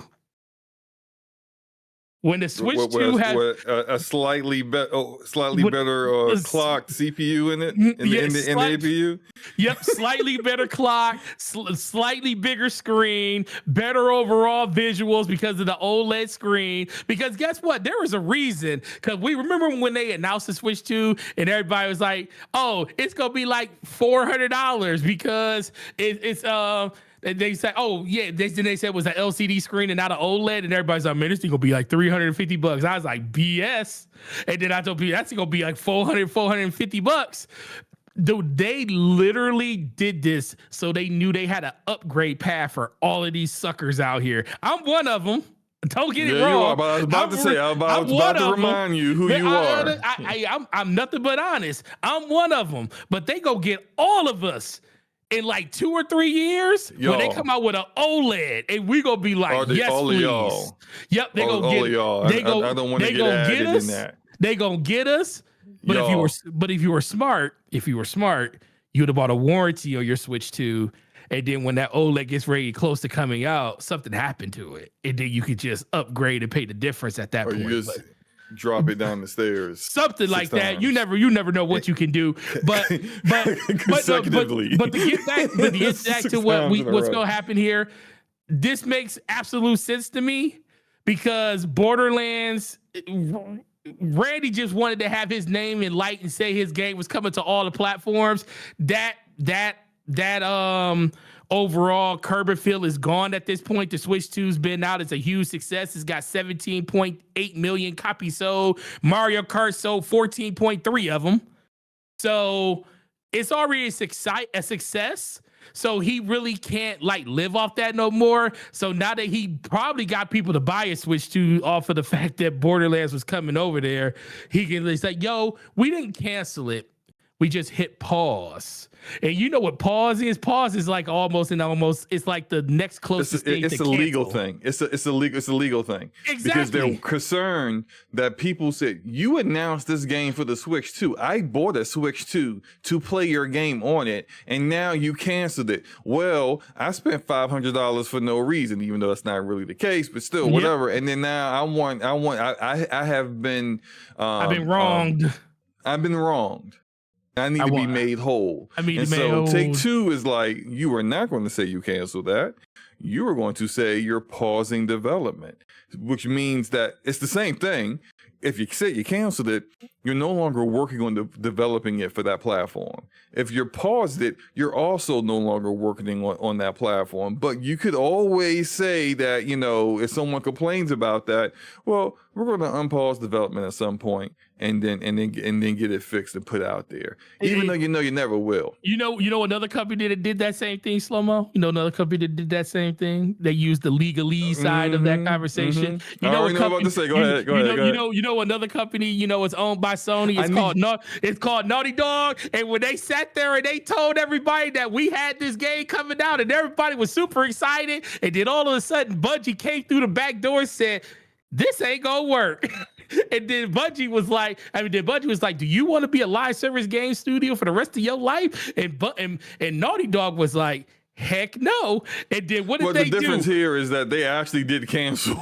They didn't. They never said cancel. They just said they are putting it on a shelf. They never canceled it. They never came out and said that. Think about it, SloMo. Are you sure? They never came out and said that game was canceled. The only thing we heard about that game is the fact that they said that game has been put on a shelf. That's what maybe what I heard was from actual developers who were from Naughty Dog or former developers because they let the people go. Oh yeah, they were working on it, and they were like, yes, they were like, yeah, this game's never coming out. Yeah, but the overall, like you said, SloMo, the overall talking point of the game is, that game's just on the shelf right now. It ain't canceled, even though we know it's canceled. It's the same thing as Microsoft talking about that their own dedicated handheld has been. What did they say? What did they say it was? What was the term that they gave Just Gordon? What did they exactly? What a game? Xbox. What did they call it? Xbox. It was on hold. On hold. I think is what they said. Yeah, it's on hold. And everyone else is like, nah, I think it's canceled. You're not putting that's that canceled. Out. Sounds like that's why you're putting all your marketing behind the Asus version, because you know you ain't releasing that thing. And you're not gonna make that when you can have Asus make a one for you, and you don't have to incur the cost of manufacturing. Or you're doing this you're just giving them they paying you for the license to put your X button on there and put Xbox in the title. What are we doing here? Like, you're not going back. I also kind of feel like this next hardware, which here it is right here. I ain't gonna right here. Mm-hmm. Shout out to Boom. I love Boom. Shout out to Boom. Shout out to Double Barrel Gaming. And his title is called Breaking News. Shout out to the breaking news. Xbox first party handheld has been sidelined as a sidelined. That's it. Yeah. Sidelined. Bro, what is the difference? It's the same. What's the difference? Thing. So you've been putting you've been taken out of the game. No. You're not even canceled anymore. It's like if you got to find a new team. The only question you need to ask is, are you working on it right now? No, you're not. That means it's canceled. No, he's still on. Guess what, SloMo? He's still on the team. He's just on the sideline right now. He ain't been playing for a while. He ain't getting paid either. You know, he's on it. He ain't getting paid. You don't have a check with us. Sorry. He ain't got no check, bro. You know, on payday, you need to find yourself another job, maybe back in groceries or something. Like, it's funny. It's funny how that it is. Yeah, these keywords that they be using, man. You got to listen to what these companies. Listen, it's just like when they were up here when Phil Spencer kept getting that question answered to him. Is Starfield one of the 4 games? He said we're only talking about these 4 games here. We're only talking about these 4, and then the follow-up question was, so will Starfield be a game will eventually come to PlayStation? And he couldn't tell you no. He couldn't tell you no. Which is all you need to know. That we already know where this is. Like, we was watching that stream SloMo. We was like, oh, we already know the answer to this. Yep. Oh man, it is so can't funny when your way out of it, man. Bro, when you go back and just think about all the stuff that companies say, it's like, ding, ding, ding, ding, ding. Why would anybody feel like they didn't already know any of this stuff? Crazy, bro. All right, let's get into these main topics here, man. We got a PlayStation drop that of a new game. And yet another Horizon game. I tell you, they love Horizon IP. I don't know, maybe it has something to do with the fact that the guy that runs the software, that runs first party software for PlayStation, came from Guerrilla Games. I don't know, like they freaking love everything Horizon. I don't think the rest of the world cares for Horizon like that, but they don't. As it may. PlayStation announced with an announcement trailer and a gameplay overview trailer, which I'm showing on the Jumbotron right now, of Horizon Hunters Gathering, which is a new 3-player co-op action game set in the Horizon universe. It will have a narrative campaign with different hunters and their own personal motivations and their own personal stories. It's going to have multiple game modes. They talked about a couple of them already. Machine Incursion is one of them. It's like a horde mode, but you also it also has like some action RPG elements to it as well. They got another one that's called Cauldron Descent, which is like a multi-stage timed mission trial thing. It's very reminiscent of like when in the description of it and what I saw of, remember that mode that was similar to that with Gears 5, I think it was Gears 5, where it's just like, you and like these very specific gears that they had for that mode would needed to kind of clear certain areas to get to the next room, the next stage. It seemed very, very reminiscent of that. Got a roster of different hunters. None of them are Aloy, so I'm hoping it'd be a bit more interesting of people. But to play as with all very distinct play styles and weapons. They showed a few. They showed a good number of them in this trailer. And when they do this closed beta that's supposed to start at the end of February, you're only going to be able to play with 3 of them. And one of them is like the guy that's on the Jumbotron right now, shoots the bow and arrow. There's another one of a redhead girl who has a staff, I think. And then the third one was like an older guy with a huge axe. So those 3 would be the ones that will be playable in the closed beta. And I don't think they said when it will be coming out, but I'm assuming since they're showing all this and you got a closed beta coming out in February, this is going to come out sometime this year. So this is the Guerrilla Games multiplayer game that they have been working on for a while. We have heard of for a long time. This is it. And it does have a different art direction that a lot of people seem to have an issue with compared to the typical Horizon games. I personally don't have an issue with the art direction at all. I think it's fine. You can have a different art direction. It just gotta look good. If it looks good, I don't have an issue with it. But yeah, Forte, what are your thoughts about this after seeing the trailer and seeing the gameplay and everything? Look, it looks fun. But something I don't want to be disrespectful to it because no, speak your mind, man. I mean, my whole biggest thing is because Aloy is just an unforgettable character and you're not playing as Aloy in this. But I also think the one thing that Horizon always had is like the visuals, and there's nothing wrong with the visual. This is just a different way of doing the same art style. They're doing it more cel shaded. Different art style. Yeah, it's a different art style, and I love Borderlands, so this kind of speaks to me. But I'm just not invested in this universe because I'm not either. I didn't keep it a buck. I don't care for you. I think the story's interesting. Yeah. But Aloy is not interesting to me. So I don't like when the main character doesn't really carry me into really caring more about her story, then just because I find that the universe around her, the world around her to be interesting, doesn't mean that I'm going to engage with her. Now that I think that might change with this. Because, you got a number of different hunters here that are not Aloy. Apparently, for lore sake, she, she's got, I forgot the guy's name, but one of the other side characters from the Horizon games, like, I guess, recruiting these hunters to help defend all of the different villages from the machines that are like overrunning the world now. So, yeah.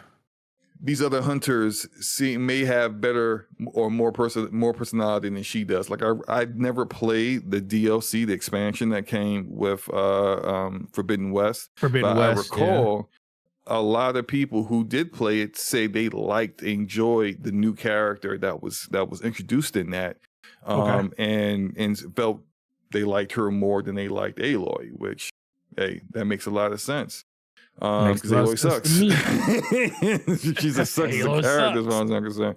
But I guess it will also depend on how much personality, how much story is included in Hunter's Gathering for all these other characters. And I think I've always been a bit wishy-washy on Guerrilla's ability to tell stories and in the first place. But really, when it comes down to it, it's not really about that. It's about how fun the gameplay is. Because if you're going to have a co-op PvE experience, that gameplay loop needs to be rock solid. And if it's good, no one's going to really care how bad the story is or how bad the characters are. If the gameplay loop is interesting and fun, people are going to get into it. I did also forget that this is only going to be on PlayStation 5 and PC, which goes back to before someone says, oh, it's day and date on PC. For 6 years now, they have been saying that their multiplayer experiences will be day and date on PC. So let me just nip that in the bud before someone, pretends like this is an about face with anything that Sony's been saying for the past half a decade or more. So anyway, I for me personally, I'm gonna give it a shot. Yeah. And that's something that I haven't really said for much of what Horizon has got going on. But for the snippets of gameplay I saw, it looked all right. I want to see a bit more. I want to see some uninterrupted gameplay. Or if I get into the playtest, then I can really kind of determine how I feel about it. So I am interested in getting into the playtest. Hopefully that I can get in there and we'll see what happens. Your thoughts on it? Your thoughts on whether you'll play this or not? You know what? I would actually play it just due to the fact that, I know the two people I would play with would be you and Ramon. Because I know Ramon's going to play this. And I would just love to be in there to talk junk the whole time I'm playing. It's like, man, this game is way better than the mainline game. That's what I'll be hoping. But no, I'll definitely give it a try. Because, the thing is, I love what Horizon is, like what it could be. Like I bought it because Turok was one of my favorite games. I loved Turok growing up, and I love dinosaurs, and the whole mechanized version of it is really, really cool. And I enjoyed Horizon, the first one, up until I got to the city, and I was like, it got boring as heck after that. And this is the thing. I know if you push through it and you get to the point where you're outside of the city again and you start getting to like the Frozen West and everything and all that other stuff, it opens up. Frozen West was pretty fire. I know. I heard it's really fire. I was bored with Zero Dawn for like the first 10 to 15 hours. Once I got past the part with the Sun King aspect, and then once you get to there's like a building that only Aloy can unlock, and then in it it was like the headquarters or whatever, that evil corporation that's basically Google or Apple in our world, that ruined the world. It's like their headquarters, and then you start to learn like exactly how the world ended and how it got the way it is. That story itself is really good, actually. Like just like kind of just listening to the audio logs and reading the text logs really got me invested in that aspect of the story. And I'm hoping that, because they're still trying to do a Horizon TV show, which I don't know if that's should be going on. But if they do, if you don't have Aloy in it at all and you just have it focused on what Zero Dawn actually means and where it came from and why it had to happen, I think that's a compelling story that like a lot of like non-gaming people would get into, because it's a good story. It's just that I think, and I've said this about Guerrilla before, I think they create good stories. They just don't know how to tell them well. Yeah. They don't know how to execute it well. You have a good idea, but you don't really know how to tell the story in a way where you can keep people, especially in a game, engaged in the story long term. And so I think they made some. I never finished Forbidden West because I just got annoyed with what was going on narrative wise, and we'll see. This is, I'm not really caring about that with this. I could more care about the gameplay. If the gameplay's fire, I'll deal with it. So, right. Anything else you want to say on this before we get into the last topic? No, I'm good. Let's go. All right, so last topic, we had a Nintendo Direct today as well. This was a partner showcase. Partner So this one, I actually have to say I was surprised. I wasn't really looking forward to this because How dare you? Well, look, I only, y'all know, only bought my Switch 2 for one game. Mm-hmm. Yep. And that's Fire Emblem. Yep. And I didn't buy it until Fire Emblem was announced. And supposedly, an official release date is supposed to be May. So in May, don't talk to me. All I'm playing is Fire Emblem. That's it. I gotta say, this partner showcase had a lot of games. I was like, oh. There's a lot of games there that I like, that I was really interested in. Yeah, like it was a lot of games. I was like, I'm interested in checking that out. Now, I'll say the ones. Well, let's do a little bit of housekeeping real quick. We do have more information on Switch 2 performance sales wise, as well as Switch 1. Switch 2 is now at 17 million units sold as of the end of 2025, which is pretty fantastic.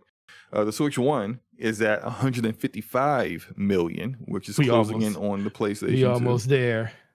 Yep, until Sony comes out and says we found 20 million more PlayStation 2s in a warehouse that we just gave away for $1.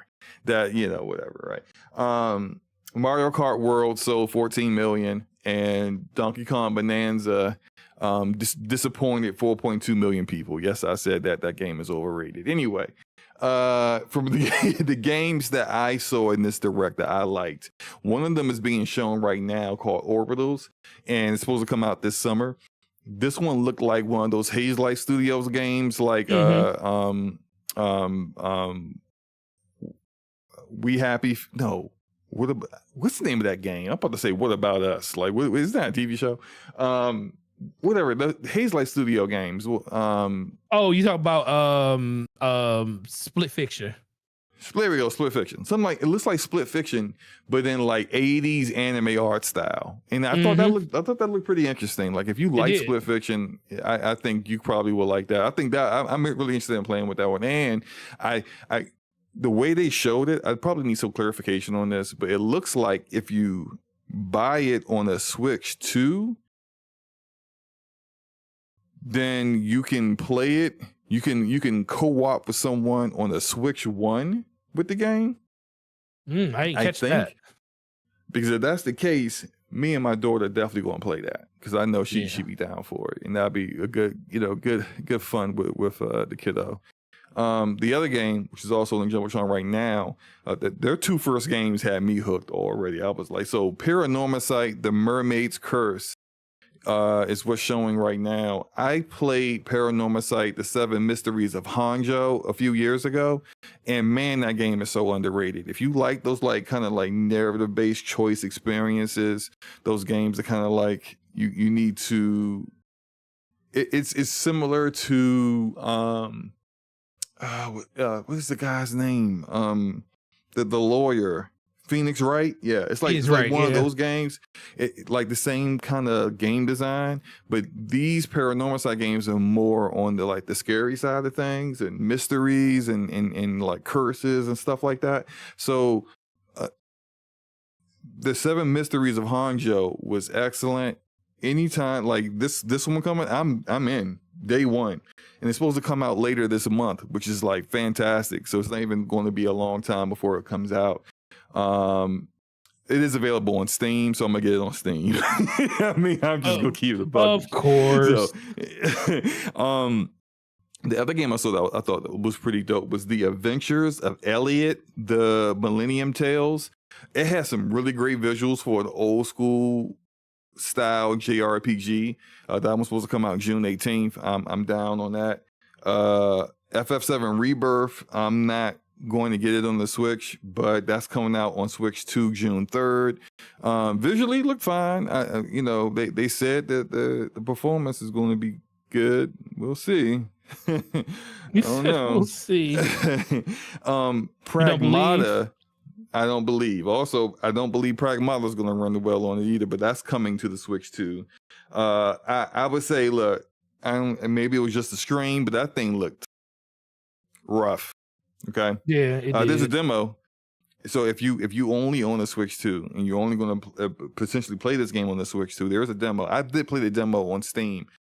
Really changed my mind on Pragmata because I was just kind of meh on it until I played the demo. Now I'm definitely going to play it because I like the unique gameplay that it showed in the demo. I'm really kind of interested in that.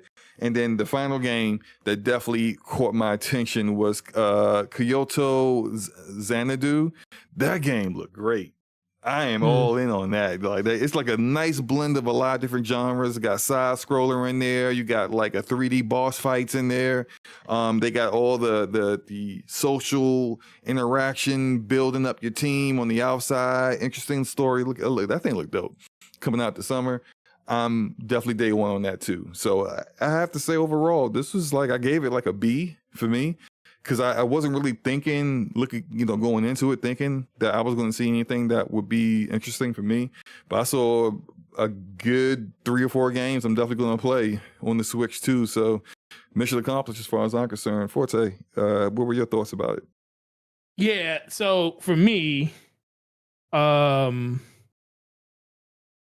Tokyo Scramble looked really cool. I like I said, I like dinosaurs and stuff. I don't know if it's something that I would have to see more of it because it does look kind of like janky in the gameplay department. But I'm a sucker for dinosaur games, so the fact that you can like run around and trap and do all the crazy stuff that she was doing to dinosaurs in that trailer, that was actually pretty cool. I never played Paranormal Sight. That actually did get me kind of interested looking at that trailer. But Orbitals, I feel the same exact way you felt about that. When I saw it, I was like, bro, this is like an anime version of Split Fiction. I wasn't thinking Split Fiction, but when you said it, I was like, you know what? That makes absolute sense. Looking at that, another game that one of the games, the fact that, listen, man, I love you, Team Cherry, because I don't have a problem playing my Switch 2 version of Hollow Knight Silksong, but I appreciate, because I did buy the Switch 2 version on day one, I appreciate getting higher resolutions and improved frame rate in that game. I haven't beat it yet. I'm like halfway through the game because the thing about that game is there are some parts on the Switch 2 where you can see the frame rate drop, and it does interfere with like this precision that you have in the game because you have to be very, very, very precise in some of like the jumping puzzles and some of the dodging that you have to do in the game from enemies. And you can persevere and still get through it, but it is not like a deal breaker for the game. But the fact that they're going in and doing that, it's definitely, when I saw it, I was like, yep, I'm going to finish Hollow Knight now on the Switch 2. Because they're giving me that update. Another game that I was The Adventures of Elliot. I am a super fan of the art style that they do when Square Enix makes these games. Like, I love Octopath Traveler. I love Bravely Default 1 and 2. Any game that has this type of art style, this 2D, 3D cell shaded art style, I love it. When I was watching the gameplay of it, I was like, yeah, this is really, really cool. And then it has this really cool time hopping mechanic inside of the adventure that's going to make it really, really look cool. And it comes out like in the middle of the summer, like right before the summer starts. So that's another good. That's another game I'm really super into. If you notice, a lot of what they showed in this partner showcase are games that are coming out in the first half of the year, 2026. Yeah, because there's supposed to be another one in June this summer. Exactly. So that one, yep, there's supposed to be a rumored one for that one June. Will have more games. Yeah, so like this is for me. There's a lot of stuff that's definitely going to have me use it because right now I use the Switch 2 for Cyberpunk. Yeah, I did play Dispatch on it, censored version, so whatever, right? But the uncensored Cyberpunk runs well on there. And playing Fire Emblem Three Houses. That's really about all I'm playing on that. I might start Unicorn Overlord on there because I just like where my Xbox is. I barely get the chance to really like spend time playing it, and so I have not progressed. And I'm like probably 2/3 of the way through Unicorn Overlord. I have not progressed very much at all. But like earlier in the show, I was talking about having RPGs that like I need to finish and not really like finding the time to do so. But then I saw multiple RPGs at the showcase that like I'm definitely playing that, or I'm definitely going to buy that to see what's up with it. And so I now kind of feel like this motivation to push through on some of these other games, because I'm going to feel real like fraudish if I don't finish the other games that I have to play, like Unicorn, when these other games come out. If I haven't finished that game yet, I'm gonna feel, or in Demon School, for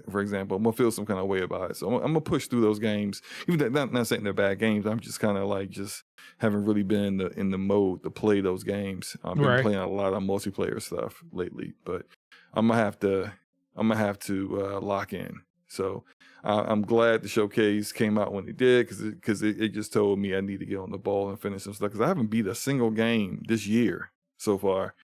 That's rare for me, already, and it's February and I haven't beat any games yet. So that needs to get rectified. But my bad, I cut you off. Go ahead, man. Oh, no, you're good. You're good. No, I think that was Pragmata. See, the thing for me in the Switch, because I'm gonna buy Final Fantasy Rebirth on there. Reason I'm gonna get it is because I already played it. Yeah, but you already got Remake. Did you play Remake on there yet? Yes. Okay. Yes. How far are you on Remake? I just made it out of I was about to call it Midgard, bro. Yeah, you make it out of Midgard, you beat the game. So yeah, right. I was about to say I just got out of Midgard. No, I just got into the slums. After you fight the the big boss fight that you get before you get down in the slums before the. So you're further than I am at this point. I need to. Yeah, I bought it on the Xbox to troll people. Yeah, I know you did. I didn't buy it on Xbox. But the funny thing is that the people I'm trolling, I am further along in the game than they are, and they bought it on Steam, and they bought it on other places instead of actual Xbox, where they've been crying about how it wasn't there for years, and I'm further along than they are. So it's funny. Yeah, it's pretty crazy when you sit there and you think about it, SloMo. Very, very interesting. But no, I'm definitely going to pick that. But my thing about, so Pragmata would be a game I would get on the Switch too, but it would be the first time I play it. So I'm going to buy that on my PC. I'm not going to play that on, like, it would be like, I enjoy Final Fantasy enough where I feel like I can go through it again and have a different experience on the Switch 2, because I already know, like, I feel like the Switch 2, unless it's a game built for it, like I feel like Hollow Knight is a game that's built for the Switch 2. Just like I feel like a lot of other games are built for it. Like what was the name of the game? Adventures of Elliot. I feel like, you can play that on an Xbox or a PlayStation, but it feels at home on a Switch 2. So the first time I play it, I don't mind playing it on a Switch 2. Pragmata, I wish I would play that on. That's like saying I would play that's like saying for the first time I played Dead Space, the new Dead Space remake, I was gonna play it on Switch 2. No. I'm gonna play that on my PC. I'm not playing. I'm playing that on. And look, RE Engine is great for these kind of games, because when they're very like linear based, smaller quarter, smaller rooms or areas, like it has great visual fidelity. It runs typically performances very well. There isn't like a lot of like 1% lows and stuff like that on PC. It usually runs really well on other platforms as well. It'll probably maybe fine on the Switch too. I just like the screen. When look at that in the screen, I'm just like, it looked a little. It didn't look as sharp as it looked on. Of course, it wouldn't look as sharp as it does on my PC with my 4080 Super. But like, it didn't look as sharp as it does on the Xbox and PlayStation, which is to be expected. And I'm just like, if you own one of those other platforms, like when it's supposed to come out day and date with these other games, I don't see the reason to get it on the Switch unless that's the only platform that you got then by all means, have at it. But the fact that it's getting it is just good, because it means that now developers and publishers are looking at Switch 2 as a viable place to put their third-party games day and date. And if you look at a lot of the showcase games that we didn't really mention, there are games like Tales of Arise that are finally showing up on the Switch now, that it's got hardware that can actually handle putting the game on there. And that more and more that's going to come to the point where the next Tales game that's coming out might end up launching on Switch 2 instead of showing up on Switch 2 later on. So it's good for the platform to get those games. But if you, like I said, if you got it somewhere else, you're probably just going to get it there. And if you do get it on the Switch, it's going to be well after you already played through it, and maybe you say, you know what, maybe I want to have this game in a handheld kind of experience where if I'm out and about or I'm on vacation, I could play this game if I want to, that kind of thing. I agree. Anything else you want to say about this before we shut it down, man? No, man, that's it, man. As always, we killing it. As usual. So yeah, look, appreciate everybody for coming through. We are all done with the topics. Hope you guys enjoyed the show. As usual, shout out to the chat. You guys are awesome. Forte, what do you got going on over the next week, and where can people find you? Hoping to get my car back at some point this week, man. I still been without my car since December 24th, bro. I need my car back. For my sanity and my wife's sanity, I want my car back. My wife has finally started saying, I need your car back. I'm tired of driving people and dropping them off here and there and everywhere. She sounds like Dr. Seuss now. Yeah, she sounds like Dr. Seuss now. It is I need my car. So they officially got my part because I think I said it on here. So my drive shaft completely went out on my 2019 Jeep. Completely. Like, it was loose, rattling. It basically broke and hit What kind of Jeep you have? Cherokee. Oh, okay. I might get a Wrangler. I might get a Jeep Wrangler Sahara. After this past snow and ice situation, I'm just like, man, I need something to just like look at the snow and ice and be like, you gonna get a bunch of ducks in your window? No, I'm not doing all that stuff. I just want something. I know you've seen it.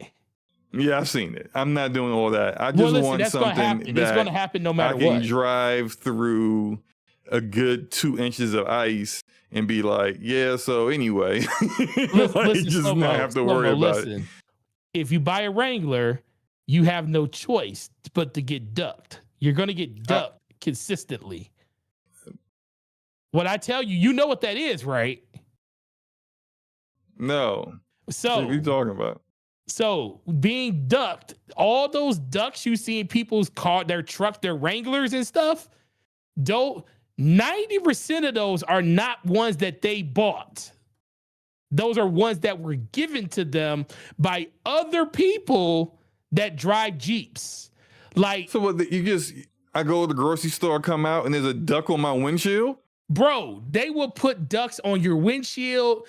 They would put a duck on your door handle because the Jeep door handle like sits, it props out. So there's been many, like, I get them on I have they in Michigan, they put them on any Jeep. I have a Cherokee. I came out of work a couple of times and a lady told me, she said, is that your gray Cherokee? She's like, yeah. I said, yeah. She's like, oh, you got a gift on your door. So I walk out there's a duck on my door. And then when I was getting in my car one day, a lady literally that was in another Jeep across, like on the other side of the parking lot from me, she had just got in her car. And as she was driving away, she drove up to me and got out the car and handed me a duck, said, you've been ducked. And handed me a duck. And I was ducked. Bro, listen, I have like five ducks in my car.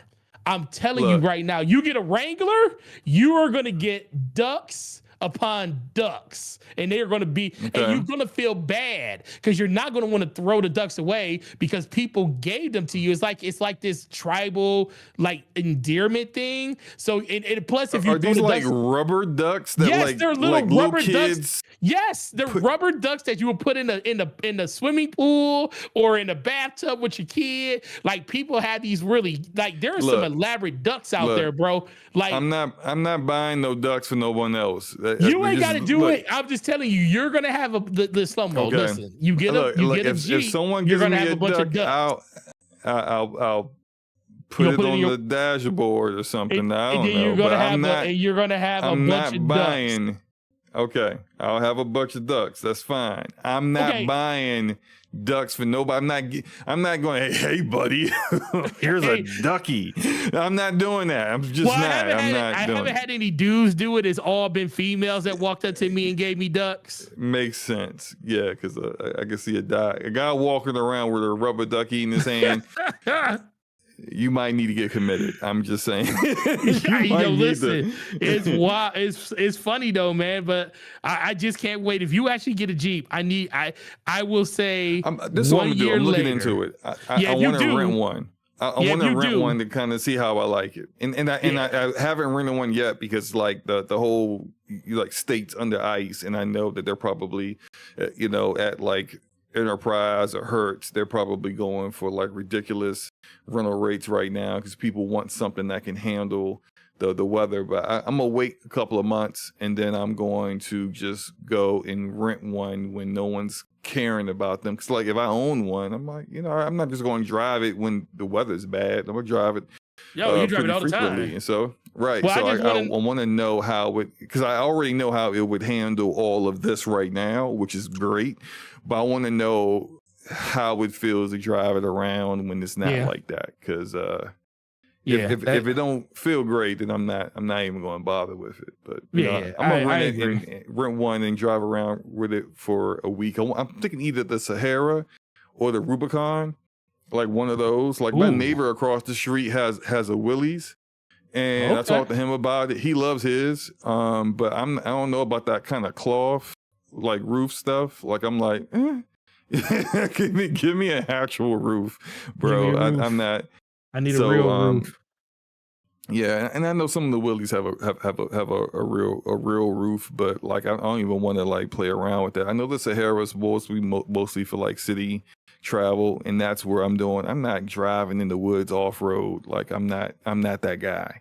So the Rubicon probably is just a little unnecessary for me as is, but I'm gonna check it out. I'm gonna see what it's about. But for myself, as far as gaming goes, just the usual. I'm gonna play some season 2 of Call of Duty. I got the I forgot to tell you this. I did buy myself a DualSense Edge. Oh.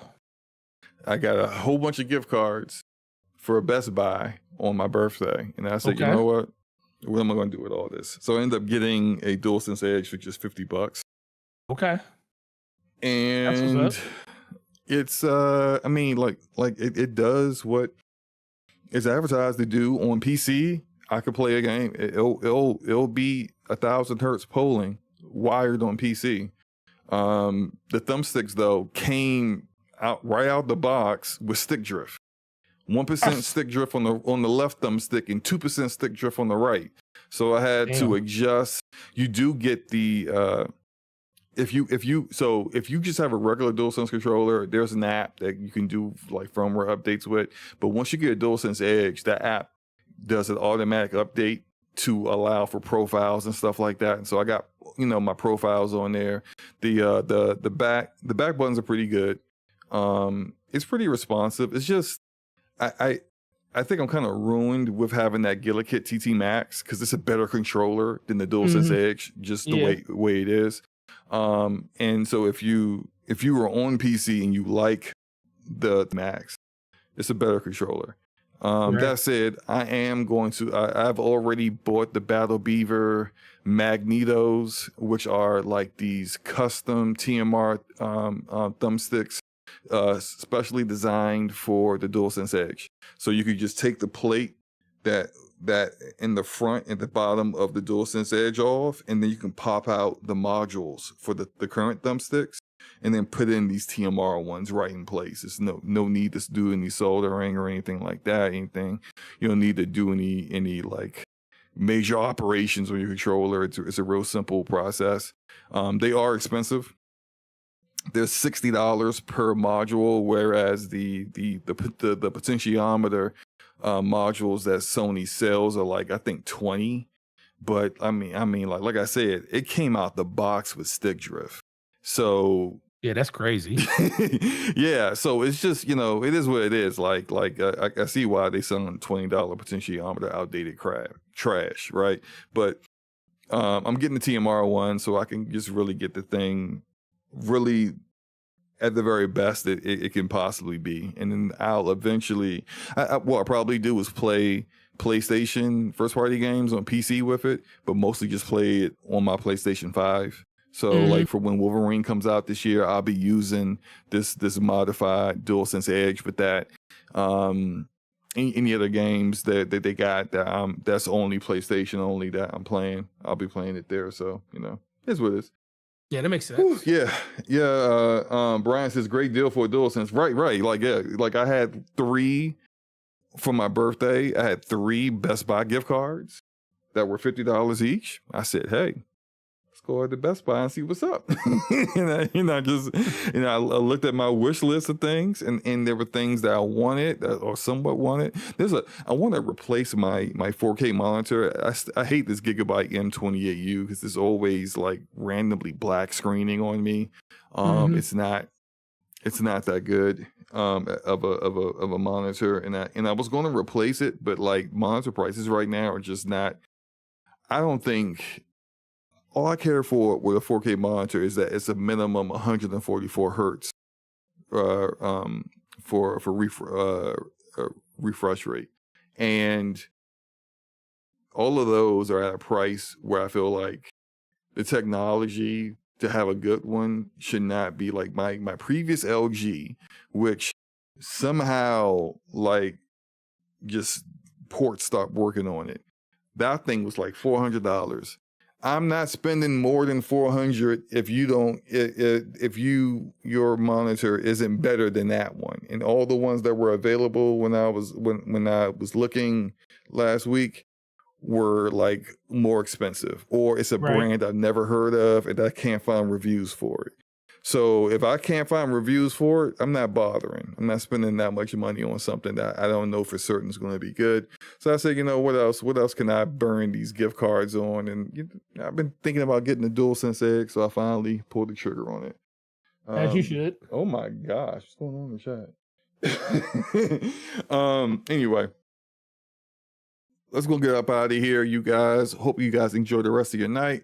Enjoy your weekend. Play some games. Man, we're out, man. Peace. Peace.